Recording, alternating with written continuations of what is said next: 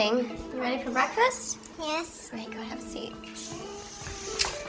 The heck?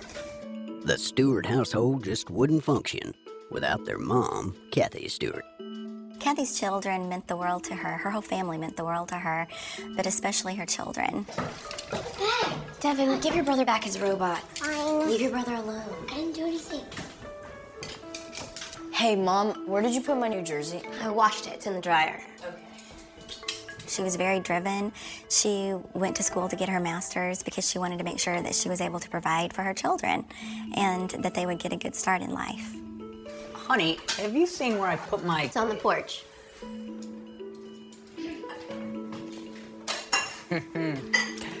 Thank you, dear. Dan had a crush on my sister when they were in high school, but they didn't actually start dating till probably 2 or 3 years later. And then they got married right after my sister graduated from college. Sit down, eat. Thank you. You're welcome. The Stewarts live in Ava, Missouri, known as the treasure of the Ozarks. Not that there's much competition for the title. It's the only town for 60 miles. What? Hey, go ahead and park that thing next to the fork over there. Kathy and Dan Stewart were well known in Ava.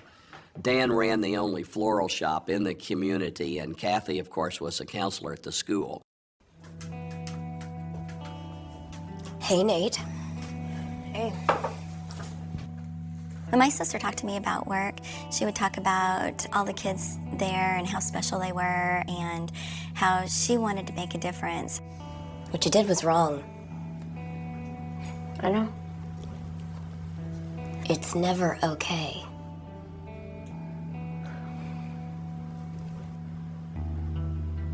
How's your mom doing? I don't... I know. I know. Hang in there.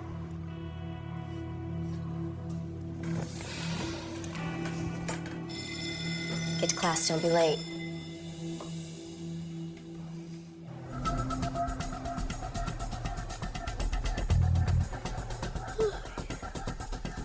But on an ordinary Tuesday in May, everything changes. Daniel wakes up to find Kathy gone.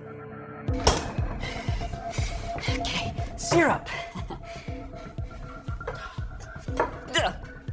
What is that? It's breakfast. Just go ahead and eat, all right? We don't want to be late. Where's Mom? I don't know. She must have left already, but it's okay. I can take you.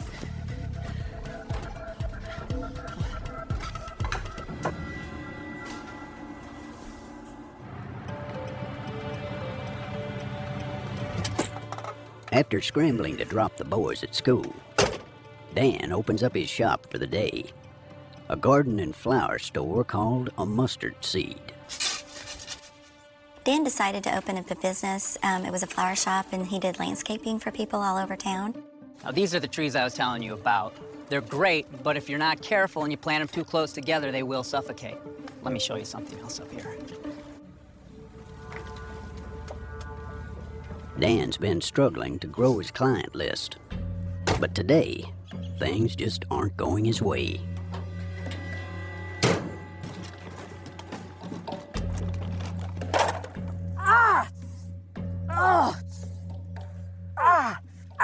Daniel, are you okay? I just sliced myself. Let me see. Yeah, the face and the hand. Nah, you'll be okay. It's not bad. I'll get some bandages. All right. Daniel Stewart was a very mild-mannered, milquetoast sort of person. Tried to make a good business there, but he was not making money in the business.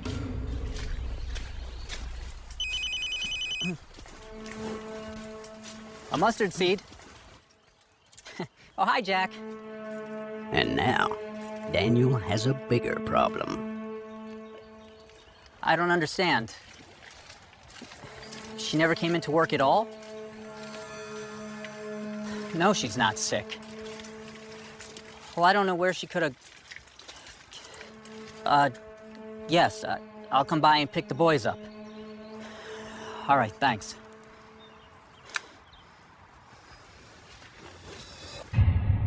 Thanks for getting here as fast as you did. It's gonna be a little tricky. I got my kids here, but anything you want to ask, anything I can do to help. As soon as he gets the boys home, Daniel calls the Ava police. I'm just telling you something's not right. His wife is missing. The last time you saw her was... Just after 10:30 last night. She had just gone to take a walk. at that time of night? I know, but that's what she does sometimes. We just had a little argument. Over what? What else? Money. Look, you need to shut it down. Honey, It's a money pit. it's fine. All right, look, I just need to make these loan payments. Kathy, please, if you could just... You know what? I'm going to the park. I need some air. I think we should talk about this. She likes to go walk over by Ava City Park. All right, usually after an hour or so, she comes home. And then last night? I don't know. I eventually fell asleep in Devin's bedroom. When I woke up, I just figured I missed her. And what happened to your face and hand? Oh, lawnmower accident. Hey, buddy. Home yet? Not yet, guys, all right? Soon. Hey, do you boys remember seeing your mom last night? You do? Yeah, I saw her van leave. I was in bed, but I woke up. Do you remember what time that was? When she's coming home. Alex, would you say you go get your brother a snack, all right? All right, come on, Sound Brad. good?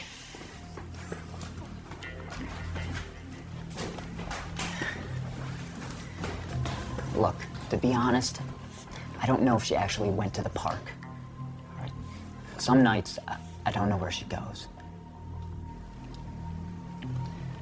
Don't worry, Mr. Stewart. We'll find her. The deputy takes down the details of Kathy's van so he can put out an APB.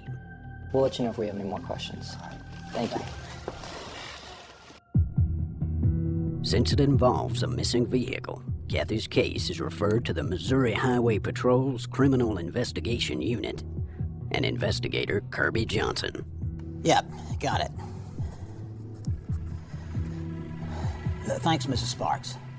The immediate family, Kathy's mother and sister and brother, were immediately concerned because that was not like her to be gone and not leave information where she would be.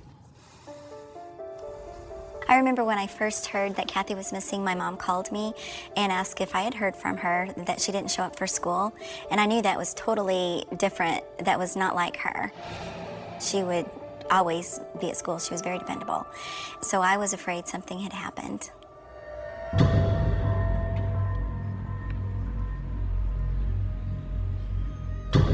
Then, just hours into the investigation, the case takes a grim turn. Dispatch, this is Balcom.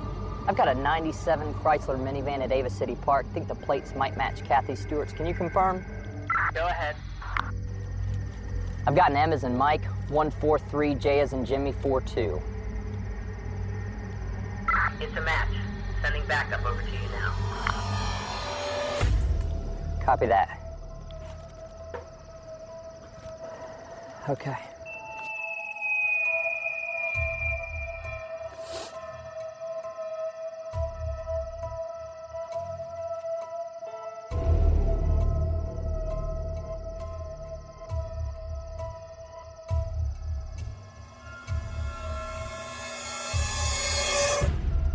Oh, God.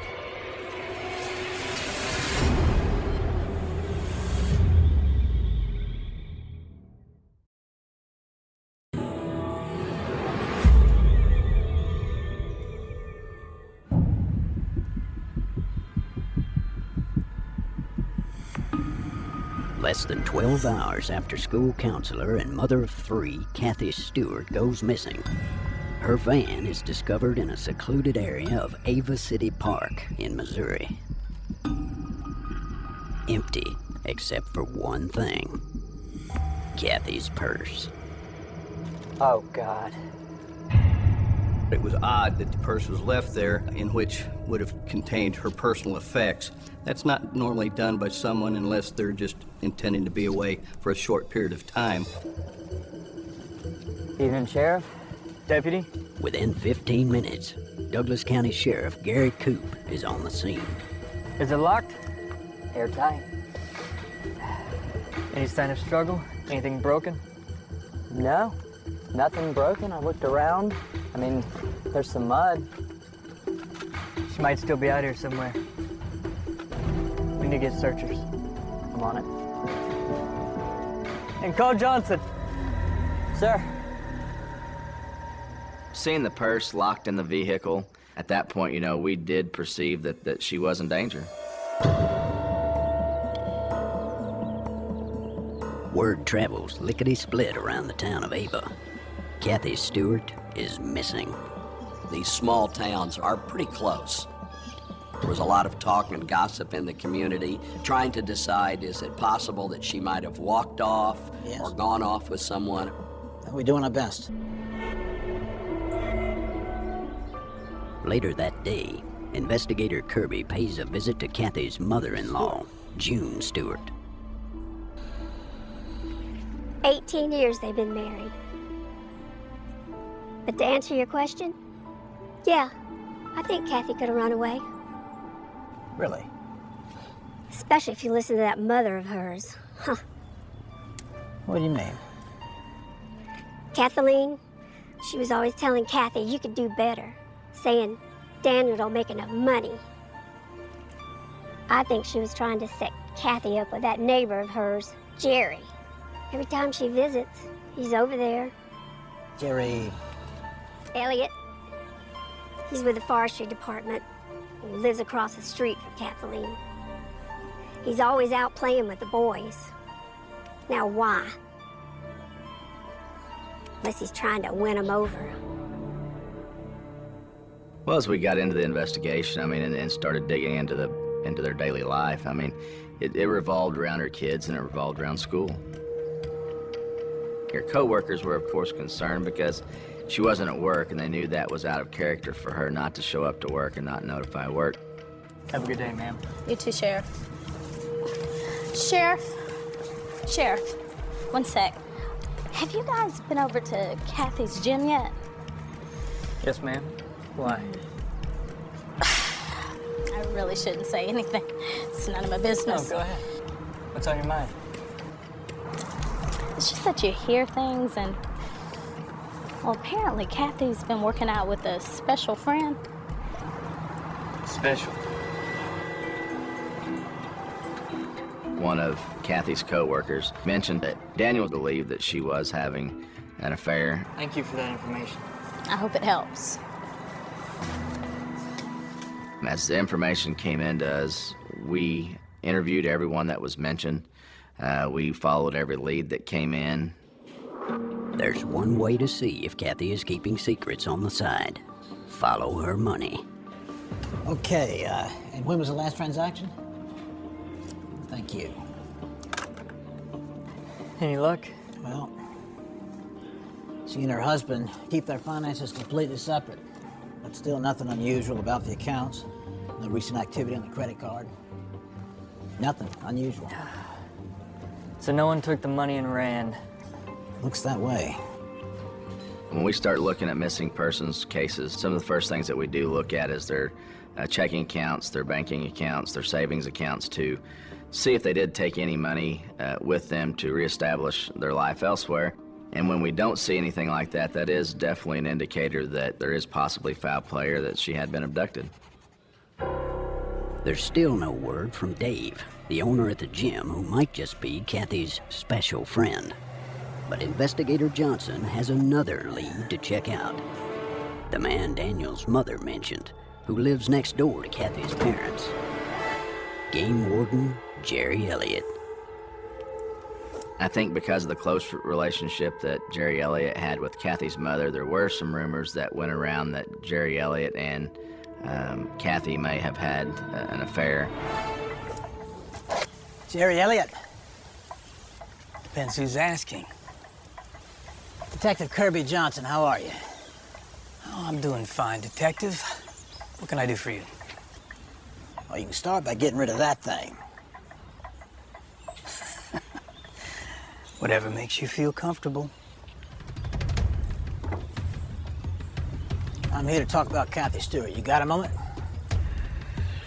Oh, I might. Daniel's mother, June Stewart, thinks Kathy's mother has been trying to set the man up with her daughter. He's always out playing with the boys. Now why? Unless he's trying to win them over. When's the last time you saw her? Oh, I see a lot of Kathy and her boys. Might throw around the football and they stop by their grandparents. No, Kathy's okay with you spending time with her sons? Sure she is. Absolutely. You know, I guess that husband of hers isn't exactly into football. So could you tell me what you were doing night before last, after 9:30 or so? I was here, at home, with my wife, Jen. Is she around? Know something, Detective? I think she's taking a nap.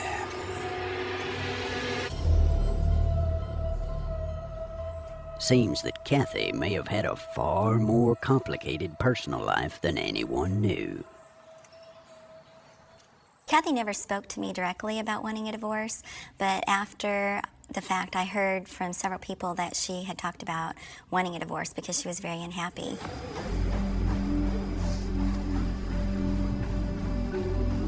Oh, man! Hey there! You just missed him! You're looking for David, right?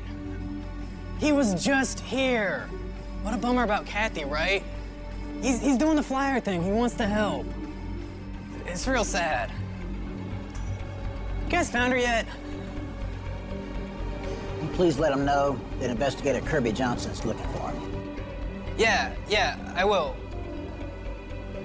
Listen, maybe there's something you should know about Kathy and my boss.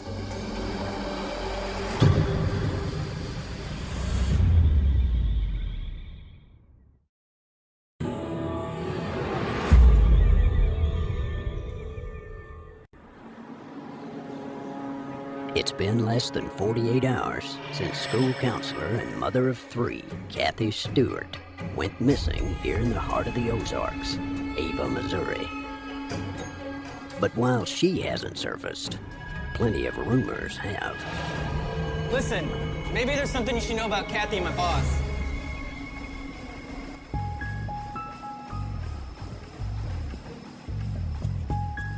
Go ahead. Like, David, the owner, when he found out about Kathy, he was like real upset. They were close, huh? Like angry, like hitting things. Uh-huh. You know, I freaked out, you know, sometimes he and Kathy would leave and do their workouts in private, if you know what I mean. You know, don't ask, don't tell, right?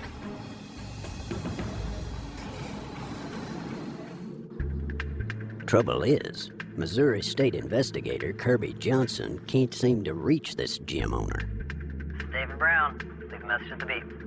Mr. Brown, this is Detective Kirby Johnson. Again, please give me a call.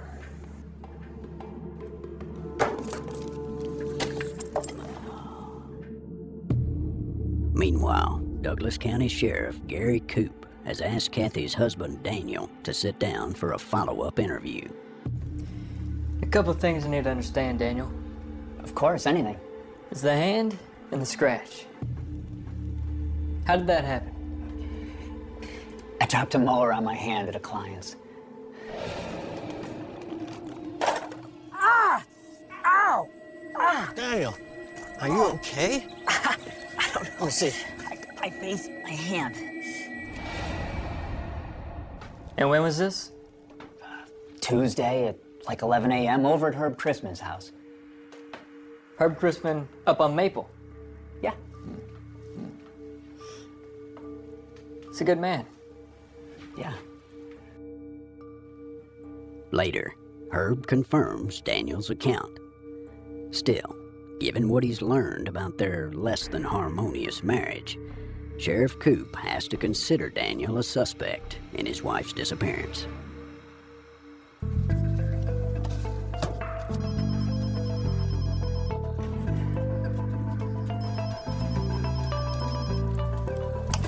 Hello. You got him? Mr. Brown, I've been hoping you'd call. You think you could stop by the station and help me out with something? All right, I'll see you in a minute. Finally, Investigator Johnson hears back from gym owner David Brown and invites him in to talk.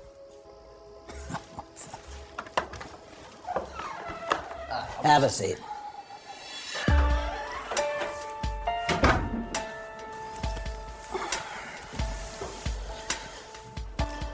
I understand you have a relationship with Kathy Stewart. Yeah, we're friends. That's what I've been out looking for. Do you socialize outside the gym? What are you getting at? Kathy's missing. We need to know everything we can. Where she was, who she knew, who she spent time with. Yeah, we've hung out. Had a few early dinners when she didn't feel like going straight home. And where were you on Monday night?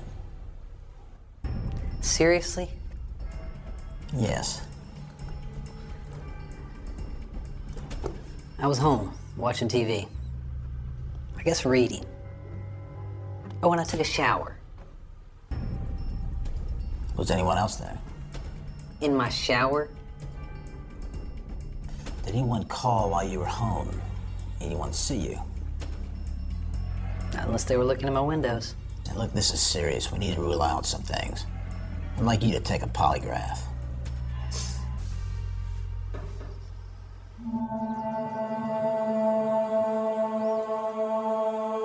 By Saturday, 6 days after Kathy's disappearance, police aren't the only ones looking for answers. I think initially, nobody really put any thought into the fact that it may have been a homicide or that may have been foul play until we found the van.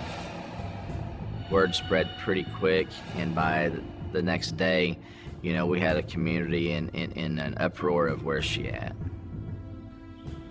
First and foremost, I would like to thank all the search volunteers that came out today with myself, Deputy Bowcom, and the rest of the Sheriff's Department to search for Kathy. The plan is to split up and to spread out from here. We need to search the areas that we have not covered yet, and we need to split into groups. You need an officer per group. Looking just rolled up. Jerry Elliott. Now, wouldn't it be something if he was the one to find her? Yeah, it would. Should you find any boot tracks, footprints, articles of clothing, anything at all, call out to us and we'll find you. Good luck. You heard him. Let's break up and bring her home, guys. You come with me? Sure. Kathy! Hey, I'm gonna tag along with Jerry's group, okay? Kathy Stewart! Anything you need.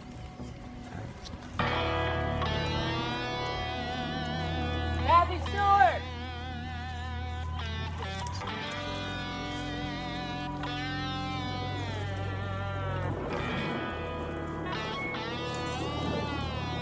Kathy! Cowskin Creek. It's just about 3 or 4 miles out of town. During various parts of the year, the current levels drastically can change. During heavy rain or during the summer, but the levels do change.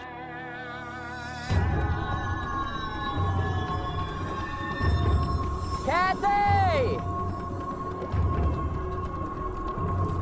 Kathy Stewart!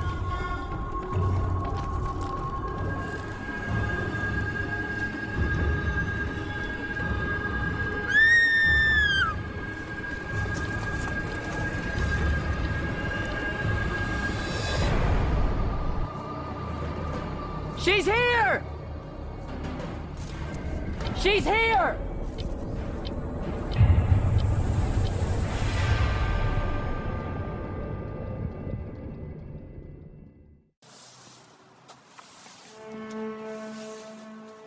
Douglas County Sheriff Gary Coop thinks it's best to inform. Just answer them the best you can.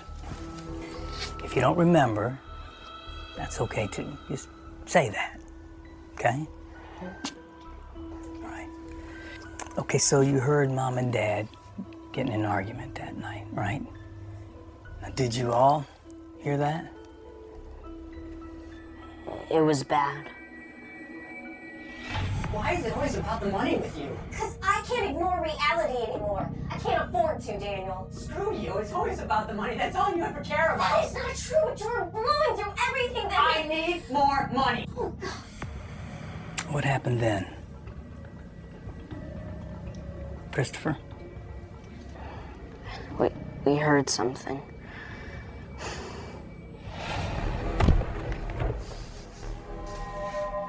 Chris. It was probably just go to sleep.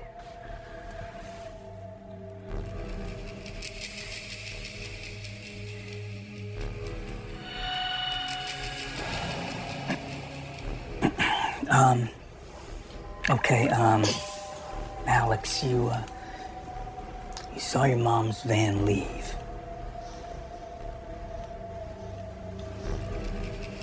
And its headlights were off. Yeah. Investigators have a mystery on their hands. Why would Kathy want to sneak out of the house unnoticed?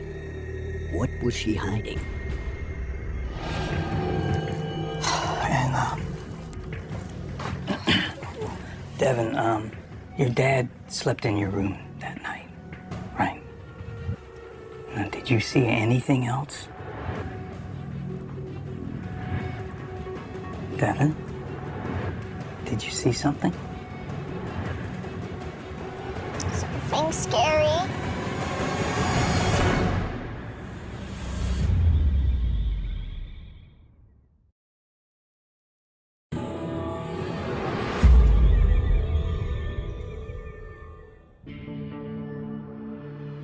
At the request of Douglas County investigators, family friend Jerry Elliott is questioning Kathy Stewart's sons to see what they know about their mother's last day.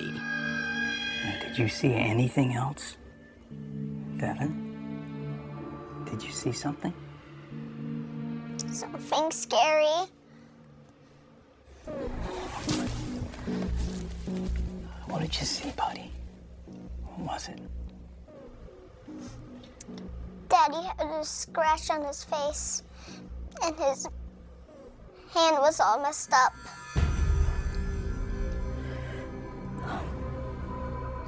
Okay, when? Morning, Mama disappeared. I saw it too. Okay. Syrup. What is that? It's breakfast. Just go ahead and eat, all right? We don't want to be late. Where's Mom? I don't know. She must have left already, but it's all right. I can take you. What else am I forgetting?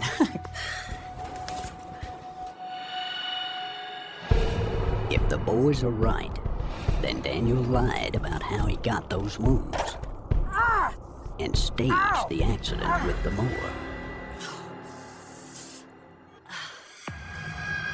You're all set. You're gonna love it. Thank you so much. Have a good day. Hey, Sheriff. Look, you know, I was actually... No, Daniel. No. What's going on? I'm sorry to say I'm here to place you under arrest for the murder of Kathy Stewart. Just wait a minute. Are you You have the right serious? to remain silent. Anything you say can be used against you in the court of law. News of Daniel's arrest throws everyone in the tiny town of Ava for a loop. This is ridiculous. Then kill my wife. A lot of the people believe that he just did not have the personality. He wasn't an aggressive, violent type of person that would have committed a murder like this.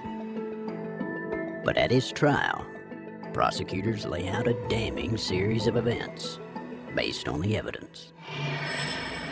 According to prosecutors, once the boys were in bed, Daniel and Kathy got into a blowout argument over his failing business. Why is it always about the money with you? Because I can't ignore reality anymore. I can't afford to, Daniel. Screw you. It's always about the money. That's all you ever care about. That is not true, but you're blowing I through need everything. more money. Oh, God.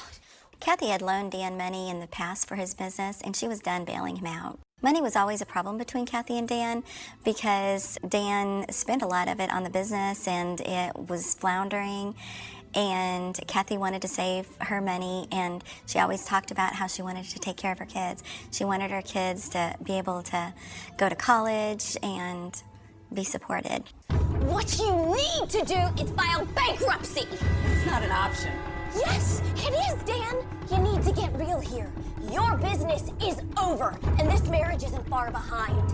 You failed, okay? The sooner you accept that, the sooner we can have a realistic discussion about whatever this is. God! Did you turn your back on me? What?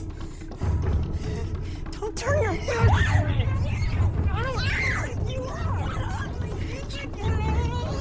You think you know it? You think I'm a failure? Stop it! I deserve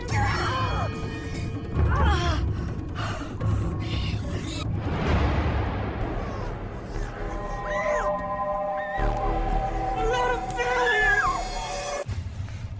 Chris. Shh. It was probably nothing. Just go to sleep.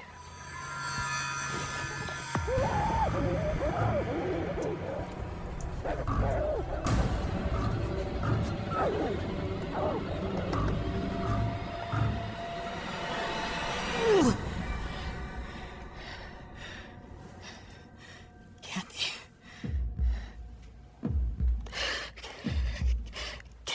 Kathy? Please. I think the panic sets in. I don't think it was anything that was planned. He has to formulate a plan. And that plan was, I have to get rid of the body. And he did. According to prosecutors, Daniel waited until the middle of the night, loaded her body into the van, and snuck out of the driveway. There was no legitimate explanation for headlights being off, unless one could say that the person was driving and didn't want to wake up anybody in the house. And that's probably what it was. Daniel drove out to a spot where he figured no one would find Kathy's body. Cowskin Creek. He took her approximately 3-4 miles away. He unloaded her. He made it look like she had been sexually assaulted. Removed her clothes, put her panties down about her knees, and then dumped her. The way she's found indicated no respect of a person.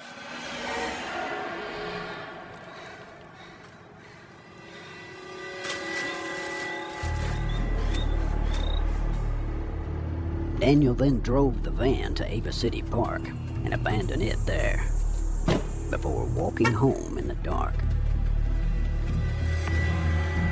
The next day, he tried to cover his injured hand and facial scratch by faking an accident at work. Are you okay? I don't know. I faced my hand. You have two different spectrums here, almost Dr. Jekyll and Mr. Hyde. On the outside, Daniel appears very calm, attends church, he's a businessman, cares for his children. Then you have on the other side, they're looking at the evidence.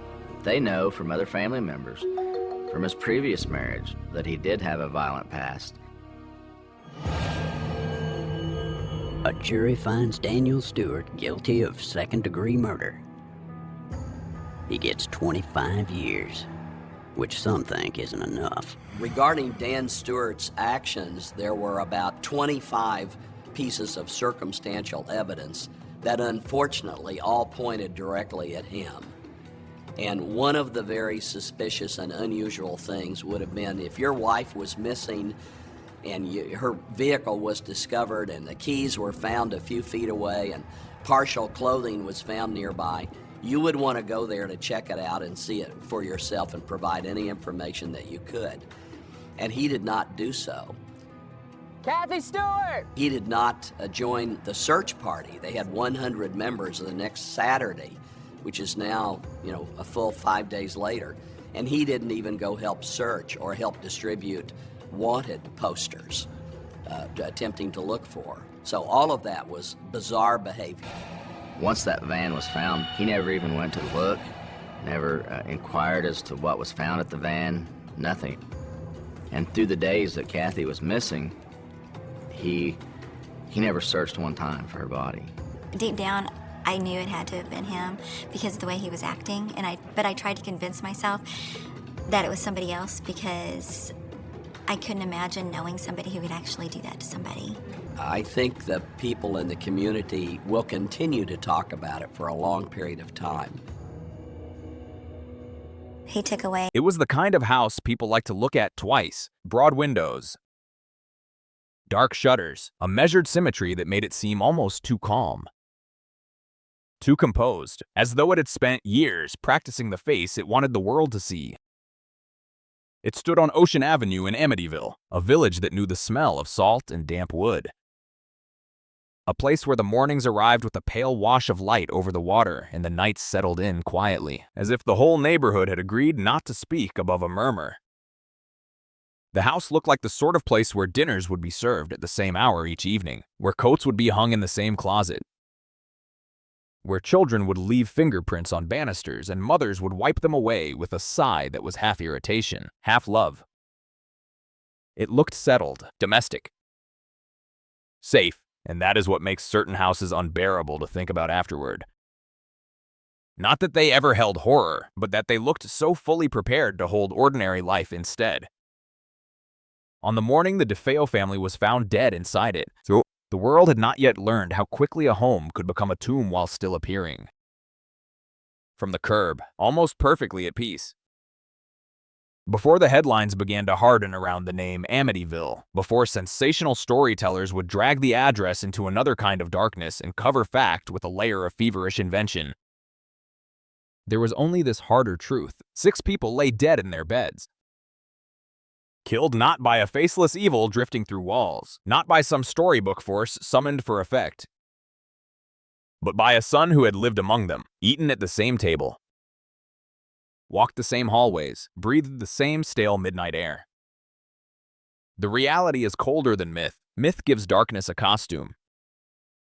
Reality leaves it wearing a familiar face. In the hours before dawn on November 13th, 1974, while the village slept and windows remained black and blind, someone moved through that house with a rifle. There is something especially terrible about violence that enters a sleeping room. Daylight arguments, drunken fights. Acts committed in the open all carry noise before they carry blood, but a bedroom at night is built for surrender. A bed is where the body goes when it believes the world has, for a little while, agreed not to harm it. Sheets are a contract with safety. Pillows are small declarations of trust. The DeFeos were in their beds, one by one, room by room. The trust was broken. Later, people would ask the questions that always rise from the wreckage of a family massacre. Why did no one run? Why did no one scream loud enough to wake the house? Why did neighbors not flood the street the moment the rifle cracked through the dark? Why this room first, and then the next?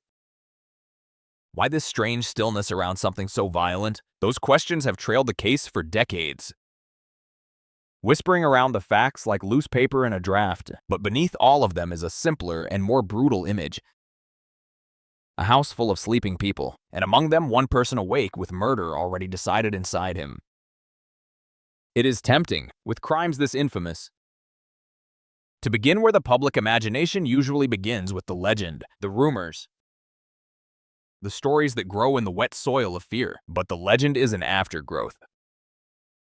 The first darkness here had no need of embellishment. It was born in a real family with real habits, real resentments, real routines, and real wounds no outsider fully sees until it is too late. Every notorious crime, if you strip away the books and television specials and the eerie music layered onto documentary recreations, begins in the plain human world. It begins in kitchens, in arguments, in long-building humiliations, in debts and angers and loyalties curdled into hatred. It begins with people who can still be pictured standing under grocery store lights, waiting at traffic signals, wiping rain off windshields, borrowing money, slamming doors, laughing too loudly, drinking too much, coming home late. The DeFeo case became famous in a way that often robs it of its human scale. The name Amityville has been repeated so many times in tones of suspense that it can feel detached from the family itself. Detached from the blunt finality of 6 deaths, but the dead in that house were not props in a legend. They were a father, a mother, 2 brothers, 2 sisters. Their names belonged first to a family album, not to a franchise.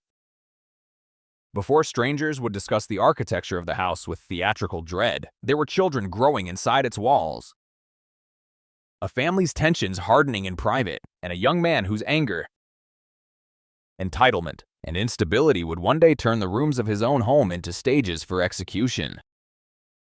That is where the story must begin, not with ghosts, but with flesh and blood, not with eerie whispers, but with the silence that follows gunfire, not with fantasy, but with the simple obscenity of a son raising a weapon against the people who had fallen asleep under the same roof. There is a particular cruelty to the way notorious crimes are remembered.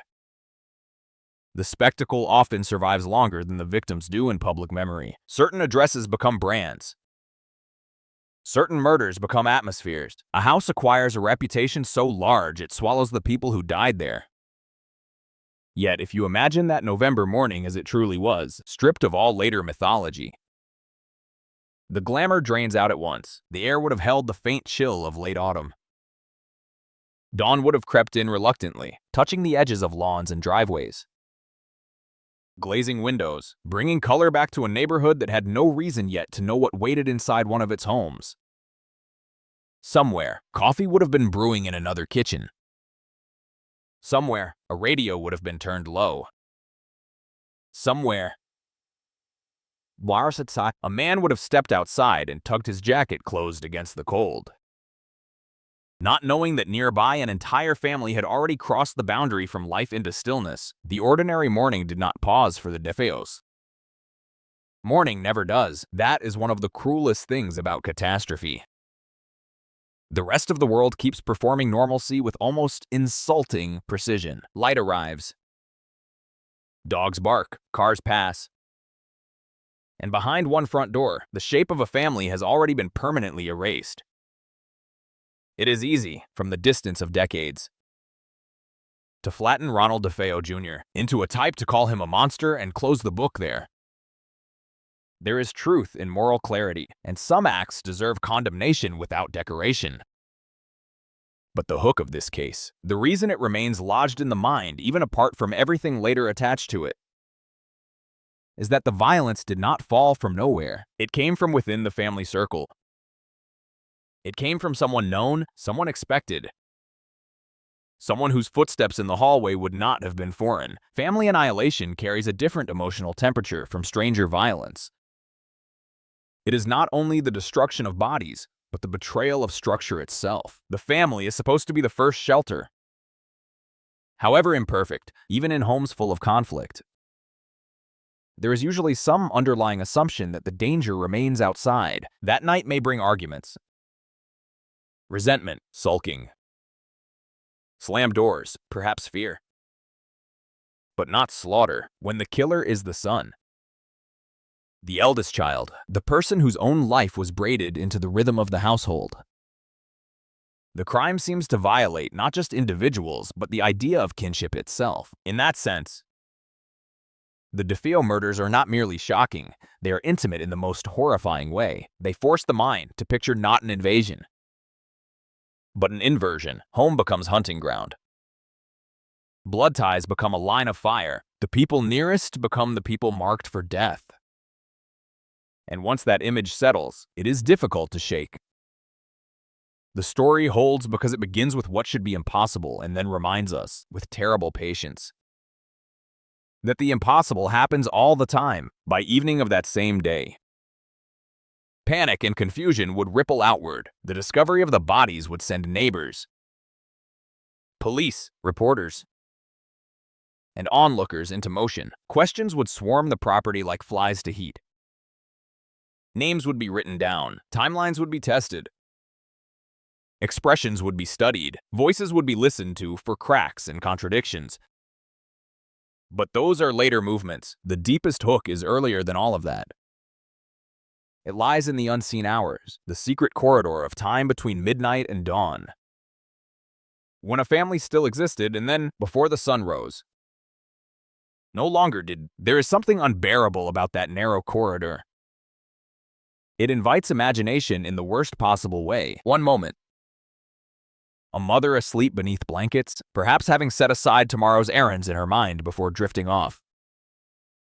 A father in another room, full of whatever private frustrations or certainties he carried through the day.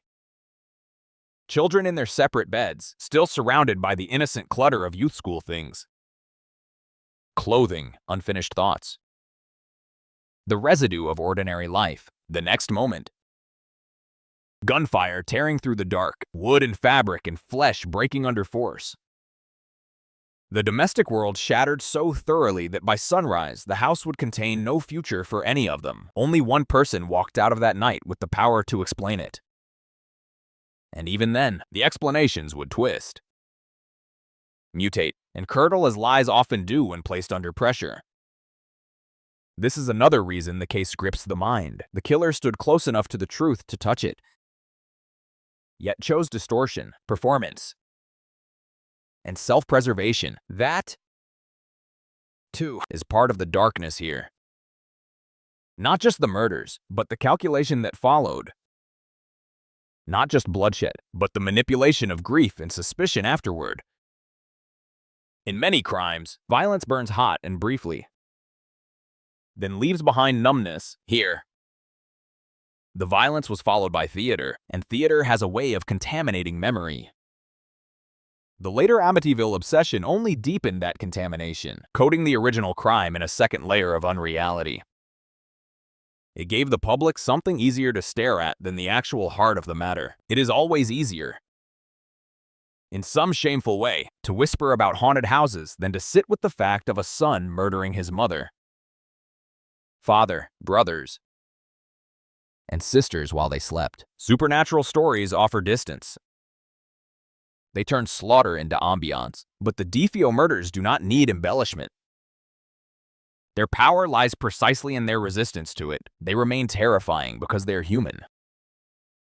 They remain haunting because they happened in a place built for everyday life. They remain unforgettable because the killer belonged there. That last fact poisons everything around it. The staircase, the bedrooms, the doors, the familiar routes from one room to another. Every domestic detail becomes complicit in retrospect, not because the house itself held evil, but because it held a family that did not know one of its own had already crossed an interior line from resentment into annihilation. There are crimes that shock by scale, crimes that fascinate through mystery, crimes that linger because they're unsolved. The DeFeo family murders strike somewhere else. They linger because the truth is both known and unbearable. We know enough. We know a son killed his family. We know 6 lives ended inside a home that still looked serene from the outside. We know the case became wrapped in spectacle later, and that the spectacle has too often overshadowed the dead. What remains, when all the noise is stripped away, is the image of a family extinguished in the place where they should have been safest. It is the image of a village waking up next to horror without realizing it. It is the image of evil not as an abstraction, but as a decision made by a living person in the middle of the night. If there is any true haunting in Amityville, it starts there not with folklore, but with memory, not with creaking boards and invented voices, but with the knowledge that behind those windows, in those beds, 6 people met the end of their lives at the hands of someone who had once answered to the same family name. This story begins, then, not with the supernatural, but with a silence so total it feels unnatural. The silence of a house after the last shot, after the last breath, after the last chance for things to remain merely troubled instead of ruined. Outside, the water still moved. The road still waited. The November dark still held its shape. And inside 112 Ocean Avenue, the DeFeo family lay in the stillness that would make the house famous. Though fame is the wrong word for what happened there, infamy is closer. Tragedy closer still, but even those words can grow abstract with repetition. Better to say it plainly, a family was alive. And then it was dead. A son was inside that ending. And by the time the rest of the world caught up, the night had already done its work. Amityville, in the early 1970s, carried the polished face of suburban success, but like many places built on aspiration, it also carried strain just beneath the paint. It sat on the south shore of Long Island with its boat docks. Clipped lawns and tidy family homes lined up as though order itself had been zoned into the neighborhood. The air there could feel sharp with salt in the colder months and sweet with cut grass in the warmer ones. Children rode bicycles past ranch homes and colonials. Fathers commuted, mothers kept routines. Parish life, school life, family life, all of it seemed arranged inside a sturdy frame of expectations. It was the kind of place where respectability mattered because people could see it from the street. A man's house, his car, his family's appearance, the way his children behaved in public. These things were not just personal details. They were declarations. They told the town who you were and how well you were managing the fragile American promise that a good job and a decent neighborhood could produce a good life. The DeFeo family, from the outside, fit that picture well enough to satisfy a passing glance. They lived in a large Dutch colonial house at 112 Ocean Avenue. An imposing place with broad spaces and a neat frontage that suggested success, discipline, and permanence. It was the kind of house people might admire without ever considering what could fester in the rooms beyond the windows. That is often how family violence hides best. It does not always live in visible wreckage. Sometimes it lives in nice homes, at dinner tables set correctly, beneath family photographs, inside households that know exactly how to perform normalcy for the outside world. To understand the murders, it helps to understand the setting that held them before it broke. Because a family massacre does not happen in a vacuum. It comes out of pressures, habits, patterns, humiliations, and wounds that accumulate over years until one person finally turns the whole house into the scene of his rage. Ronald DeFeo Sr. was by most accounts a strong-willed, controlling father, a man who expected obedience and knew how to impose his presence on a room. He worked hard, provided for his family, and cultivated the image of a solid patriarch, but there was steel in him. And not the gentle kind. In some homes, authority is quiet and steady, like a hand on a shoulder. In others, it arrives like weather. It slams doors without touching them. It makes people listen for footsteps in the hall. It changes the temperature of the room before a word is spoken. The stories that later emerged about the DeFeo household suggest a family ruled not simply by structure, but by force of temperament. By anger that could flash and by discipline that could turn physical. The line between strictness and fear is thinner inside a house than outsiders like to believe. Once that line is crossed often enough, family life becomes a performance of caution. Children learn to read faces quickly. Mothers measure the timing of their words. Meals continue. Television glows. Laundry is folded. School mornings arrive as usual. But everybody develops an ear for danger. Everybody learns what not to say. Everybody becomes a little less free inside the space that is supposed to shelter them. Ronald DeFeo Jr., known as Butch, grew up under that roof as the eldest son. And that role can carry its own burden even in healthy families. In troubled ones, it can become a crucible. He was not a small, quiet child who drifted unnoticed in the corners. He was large, volatile, increasingly difficult to manage. A young man whose appetites and impulses seemed to outgrow every limit placed around him. Accounts of his youth often describe a boy who was indulged in some ways and brutalized in others, which is one of the surest formulas for distortion. A child who is alternately feared, pampered, mocked, and punish does not grow straight. He learns that power and humiliation are intertwined. He learns to test boundaries because boundaries themselves feel arbitrary. He learns that love can arrive with control attached, and that status within the family can shift according to mood, loyalty, and threat. By the time Ronald Jr. reached adolescence, he was already moving through the world with the combustible mixture of grievance and entitlement that so often precedes violence. He gained weight, wore his anger visibly, and developed a reputation for a temper that could ignite with frightening speed. There are people whose emotions seem to pass through them like storms. There are others who appear to collect their resentments like dry wood. Ronald Jr. seems to have done both. The 1970s were not an era especially fluent in the language of family dysfunction, addiction, or mental instability. At least not in the way those subjects are publicly understood now. Many households that were deeply troubled still described themselves as normal. Men were expected to be hard. Boys were expected to take punishment and absorb it. Domestic violence was often hidden under the phrase private matter, as though naming cruelty more clearly would somehow make it less survivable. A teenager spiraling into aggression, substance abuse, paranoia, or emotional disintegration could be treated less as a crisis than as an embarrassment.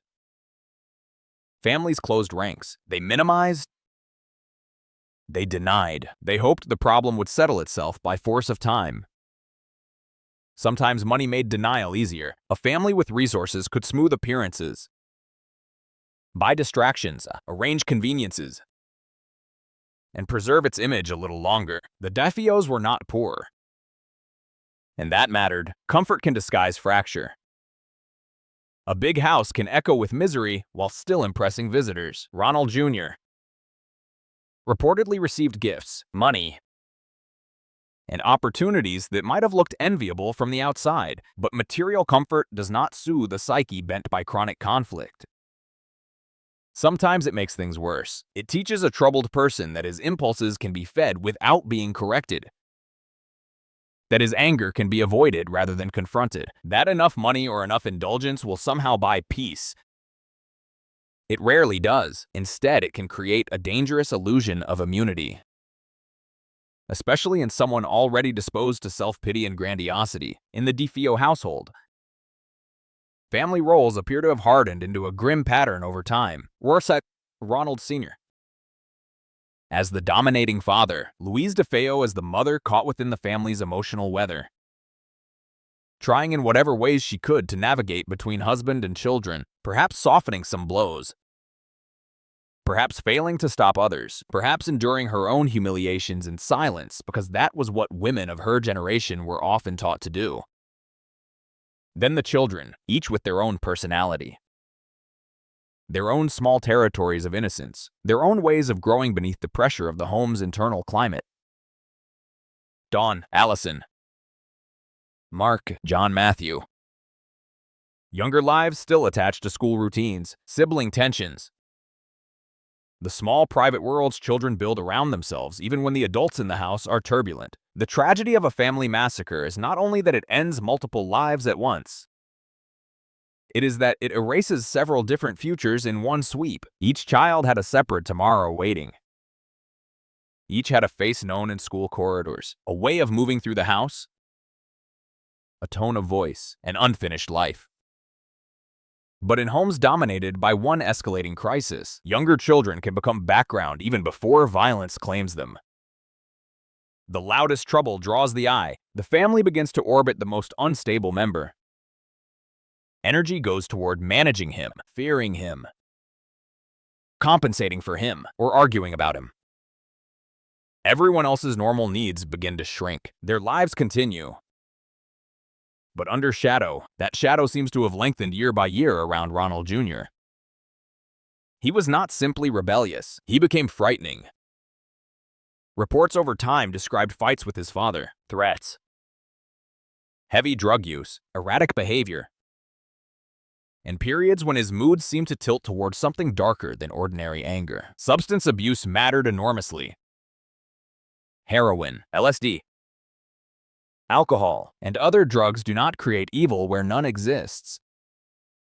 But they can loosen the bolts on an already unstable mind. They can feed paranoia, intensify rage, deepen self-absorption, and turn grievance into obsession in a person already primed by family hostility and poor impulse control. Drugs can act like lighter fluid thrown onto old embers. A household that might once have contained its dysfunction through fear and routine begins instead to feel cornered by it. Every argument grows more dangerous because there is no clear floor anymore, no predictable stopping point. The son gets older, larger, more reckless. The father refuses to relinquish control.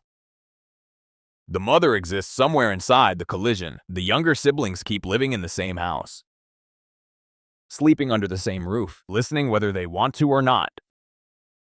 This is the context that matters most, not because it excuses what Ronald Jr. would do, but because it reveals how catastrophe can incubate in plain sight. Family annihilators are often imagined as figures who snap in an instant, as though one bad evening transforms them from troubled into murderous. Real life is usually uglier and slower. The snapping point is preceded by rehearsal. There are fantasies of revenge, gestures of intimidation, threats, outbursts that almost become something worse. The individual at the center of the storm begins to see family members not as people but as sources of humiliation, control, disappointment, or obstruction. Resentment becomes a private mythology. Every slight is filed away. Every conflict is rewritten in the mind until the violent person becomes, to himself, the aggrieved party, the one cornered by others, the one whose rage feels not only justified but inevitable. By all indications, Ronald Jr. had been moving toward that mental territory for some time. He worked for his grandfather's car dealership, but reports suggest he did not function there with stability or discipline. Money passed through his hands, drugs consumed his attention. His relationship with his father deteriorated into something openly hostile. There are stories that he was beaten. There are stories that he struck back. There are stories of a gun pointed during an argument. A moment that in hindsight reads like a flare shot into the night long before the actual murders. Family members who survive near violence often remember such moments differently. Some minimize them because memory protects itself with denial. Others enlarge them because later, horror gives every warning sign new weight. But even with that caution in mind, the broad outline is unmistakable.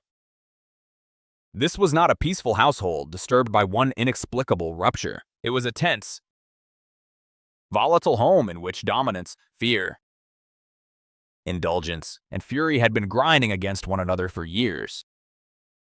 And all of this unfolded inside a suburban environment exquisitely designed to disguise it. That is one of the most chilling features of the Amityville case. The setting is almost offensively wholesome. Water frontage, nice homes, family schedules, church-going expectations, public respectability. It creates a kind of emotional whiplash. People want evil to look ragged, to announce itself with decay, to live in places already marked by visible ruin. But the DeFeo family lived in a house many would have admired. Their neighborhood did not warn anybody in the obvious ways people prefer. Instead, it offered the clean surfaces of middle-class order, and inside those surfaces an emotional war was underway. In that sense, the context of the case reaches beyond one family. It speaks to a broader American habit of confusing appearance with health. The house looked prosperous, therefore the family must be fine. The father provided, therefore authority must be legitimate. The son had opportunities, therefore his anger must be mere ingratitude. The family stayed together, therefore nothing irreparable could be happening. These are comforting lies, and communities often depend on them more than they realize. To admit that terror and humiliation can grow behind the polished face of a successful household is to admit how little the outside world truly knows. By 1974, Ronald Jr. was 23 years old. Old enough that his continued presence in the family home carried extra tension. Adult sons in conflict with fathers can turn a household into an armed truce. Neither is really willing to submit. Neither can easily retreat without feeling diminished. Add drugs, money disputes, wounded pride, and years of accumulated hostility, and the home begins to feel like a sealed chamber filling slowly with gas. Every spark becomes a possible catastrophe. One cruel feature of such families is that the people inside them often acclimate to danger. What would alarm outsiders becomes routine. Threats become just another terrible Tuesday night. A fist through a wall becomes part of the house's emotional furniture. Shouting becomes weather. Fear becomes background noise. That normalization is fatal because it teaches everyone to keep living alongside what should have stopped the whole household cold. It becomes thinkable that the son might scream, threaten, take drugs, yell raged, or even wave a weapon. And then the next day, someone still passes him the potatoes at dinner because the family has forgotten how to do anything but continue. Continuation can be a survival skill. It can also be the road straight into disaster. The younger children of the DeFeo family deserve special attention in the context of this story precisely because history tends to blur them into the larger spectacle.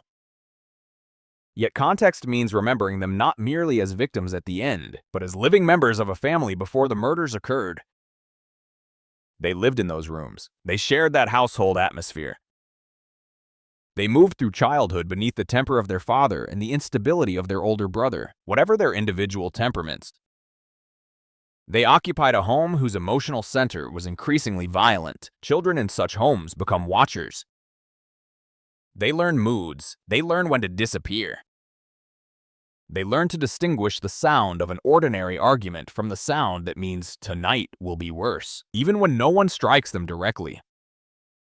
The house teaches them fear, and fear, in children, can become so ordinary that it no longer has a dramatic face. It looks like silence at dinner. It looks like a bedroom door closed softly. It looks like listening from the top of the stairs. It looks like going to school tired and telling no one why. By the final months before the murders, the DeFeo family stood inside a dangerous convergence of forces. Patriarchal domination, a son's escalating volatility, addiction, easy access to weapons, and the isolating pride of a family too damaged to ask for help in ways that might have mattered. Context does not predict the exact shape of violence, but it shows the terrain on which violence becomes possible. The emotional map of the DeFeo house was already drawn in jagged lines long before the rifle was raised. There was resentment in those walls. There was fear. There was control. There was performance. There were private humiliations and open threats. There was a father who ruled through force, a son who boiled under that force until he began to resemble it, and a household forced to continue under conditions no one could safely master. When people later looked back at Amityville, many wanted the answer to be supernatural because supernatural explanations preserve a certain innocence. If evil came from outside, through some cursed doorway, then the family itself can remain untouched by responsibility, dysfunction, and history, but the real context is more painful and more instructive. The roots of the massacre were human. They grew in a family system warped by fear and domination. They were fed by rage, drugs, entitlement, and years of unresolved violence. They matured under the false calm of suburban respectability, where big houses and good lawns can persuade neighbors that nothing truly terrible could be happening next door. The truth is that terrible things often prepare themselves slowly. They gather inside ordinary rooms. They wear the face of a son at the dinner table, a father at work, a mother smoothing over conflict, children learning to keep their heads down. The DeFeo house, before it became a crime scene, was already a place where love had been contaminated by power and family had become inseparable from fear. That was the context. Not a haunting, not a curse. A household under pressure for years, with one young man at its center growing more unstable, more resentful, more dangerous, until the ordinary shell of family life could no longer contain what was building inside him. When the murders finally came, they shocked the world because of their scale and coldness, but the deeper horror is that the conditions for them had been settling into place long before that November night. Quietly, domestically. Behind the respectable face of a house that looked from the outside like it had everything under control. What remains of victims in a case like this is too often reduced to posture and position. To the cold grammar of reports, to a list of names spoken in the same breath as the man who killed them. That is one of the quiet obscenities of murder. The dead are forced into stillness twice. First in body, then in memory. Their lives begin to shrink beneath the weight of the crime, and soon the world knows them less as people than as evidence. In the DeFeo case, this erosion has been especially severe. The later mythology that swallowed Amityville turned the house into a spectacle and the family into a backdrop, as if the people inside it had existed only to prepare a setting for someone else's fiction. But if this story is to have any moral center, then the victims must speak first. Not through invented last words or theatrical prophecy, but through the texture of their lives, the shape of their place in the home, the simple human fact that each of them woke up for years expecting another day and then lost all their remaining days in one night. This is their statement, not as a transcript, not as a dramatic monologue, but as the accumulation of what they were before they became a case file. Ronald DeFeo Sr. stood at the head of the household as the sort of father whose presence could dominate even when he was not speaking. Men like that often seem made of angles. Their authority enters a room before they do. Their values become the architecture of family life because everyone else is forever adjusting to their moods, their expectations, their standards, their temper. He was a provider, a working man. A husband, a father of 5 children. A figure who from the outside fit a familiar American image of masculine responsibility, yet inside the house the picture darkened. He was remembered not simply as strong, but as controlling. Angry, at times violent. A man who could make the home feel less like a refuge than a territory governed by force. But even this harsher truth must not flatten him into a single note. The dead deserve complexity, too. He was not merely the father later found murdered in his bed.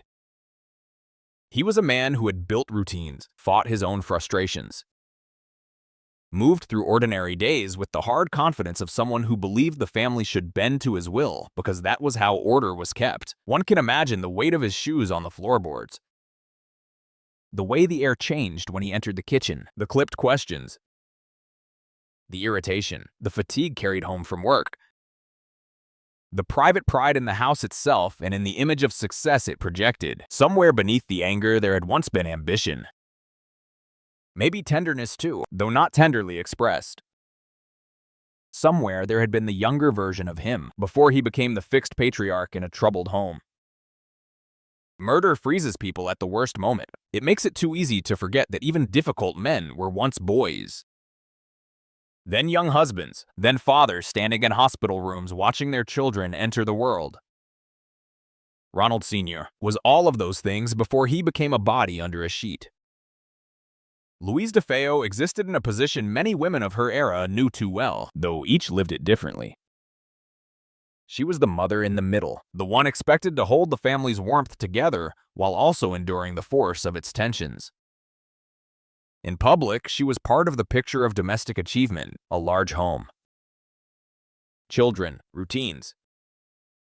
The visible signs of settled family life inside that picture. Though, a woman can become both emotional buffer and silent casualty. Mothers in volatile households often perform the impossible task of protecting everyone without possessing real power to stop what is happening. They soothe, deflect, delay, negotiate, and absorb. They make dinners while rage moves from room to room like weather. They become experts in softening the edges of men who do not wish to be softened. They try to love children whose needs are colliding violently under one roof. Their endurance is mistaken for stability. Their silence is mistaken for peace. Louise was more than the mother killed that night. She was the woman who knew the household from the inside, who likely felt the strain in ways too constant to name. She would have known the sounds of that house intimately, which stair tread complained louder. When the plumbing rattled, how the doors shut in winter. Which child came downstairs lightly and which one stomped. She would have known the ordinary burdens that build a family's days. Laundry, errands, meals, the repetitions that make a home run even when the emotional engine is failing. She would have known her children's faces in sleep, their sicknesses, their moods, their small embarrassments and private gifts. She would have known, too, the gathering danger in Ronald Jr., not as a headline, but as a mother's daily reality. Something feared, denied, managed, hoped over, argued around when she died.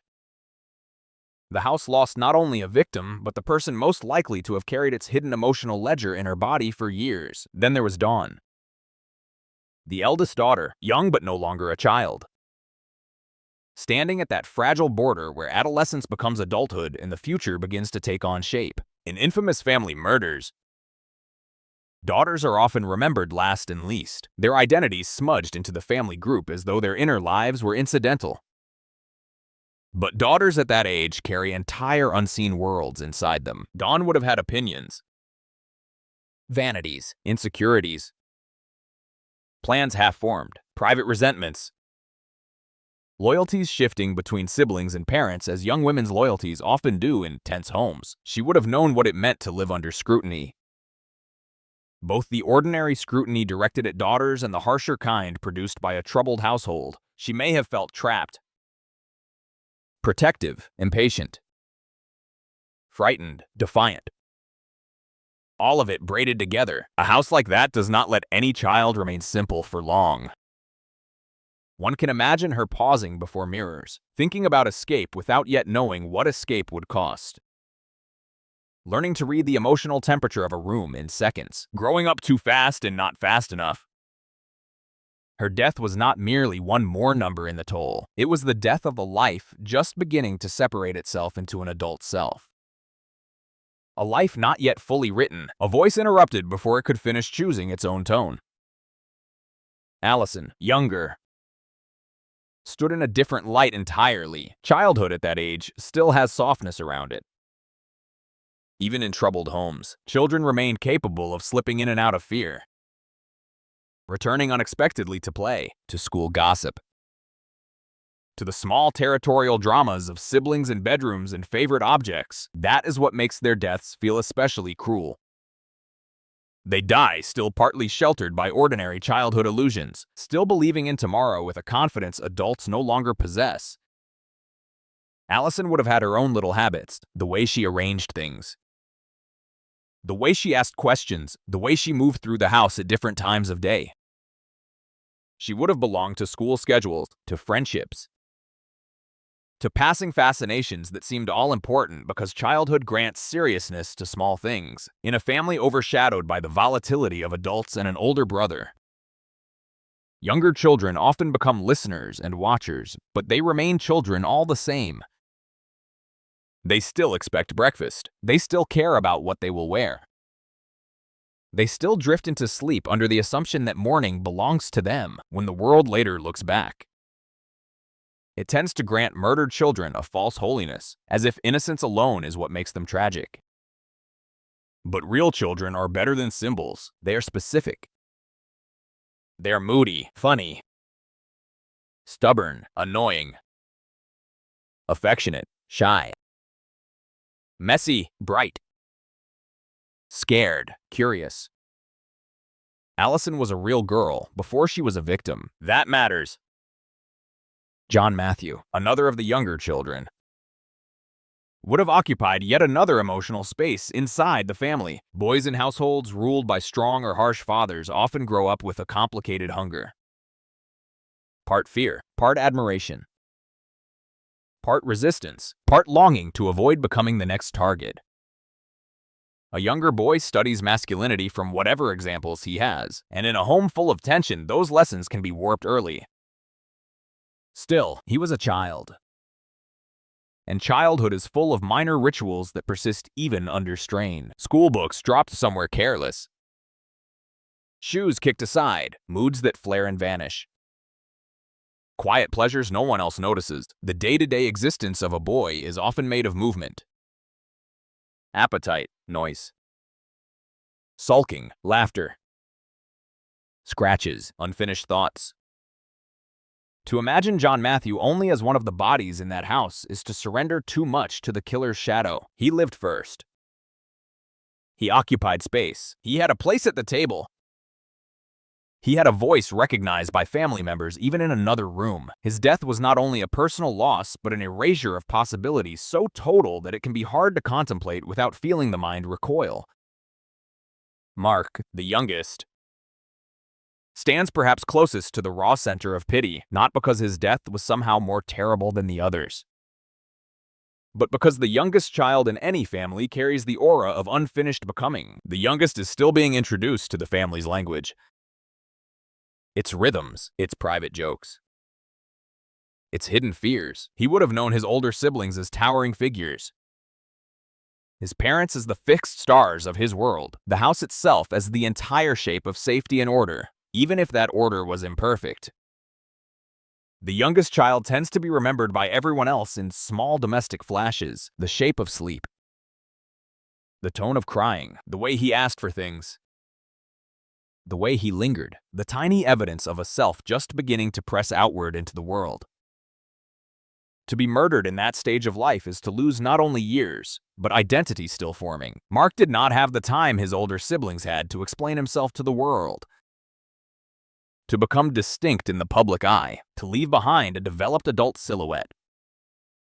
That is why the youngest victims in family massacres often seem to vanish most completely into the general horror. Yet, if one resists the flattening effect of notoriety, then even the youngest child reappears as a person whose absence would have rung through the house in 1,000 ordinary ways. There would be fewer small footsteps, fewer interruptions, fewer little requests, fewer signs of life requiring care. Then there's Ronald DeFeo Jr. himself, and here the difficulty sharpens because he belongs to both the family and the violence that destroyed it. In one sense, he is not part of the victim's statement at all. He is the interruption of it, the force that cuts all the others short. But in another sense, his existence inside that family cannot be removed from their story, because he was not an intruder. He was born into the same household, shaped by the same parents, fed at the same table, his life crossing theirs thousands of times before it ended, theirs forever. That proximity is part of the horror. Families know one another through repetition. They know each other's footsteps, coughing, tempers, silences, birthdays, favorite foods, old grudges, old illnesses, the exact nature of one another's complaints. Ronald Jr. would have carried the family's whole internal history in his mind, not as a detective reconstructs a crime, but as only a son can, through memory soaked in emotion. He knew where the rooms were darkest. He knew who slept where. He knew the tone of the house at night. That knowledge made the murders possible in a way stranger violence never could. Yet this section belongs to the dead, and so his presence must remain secondary here.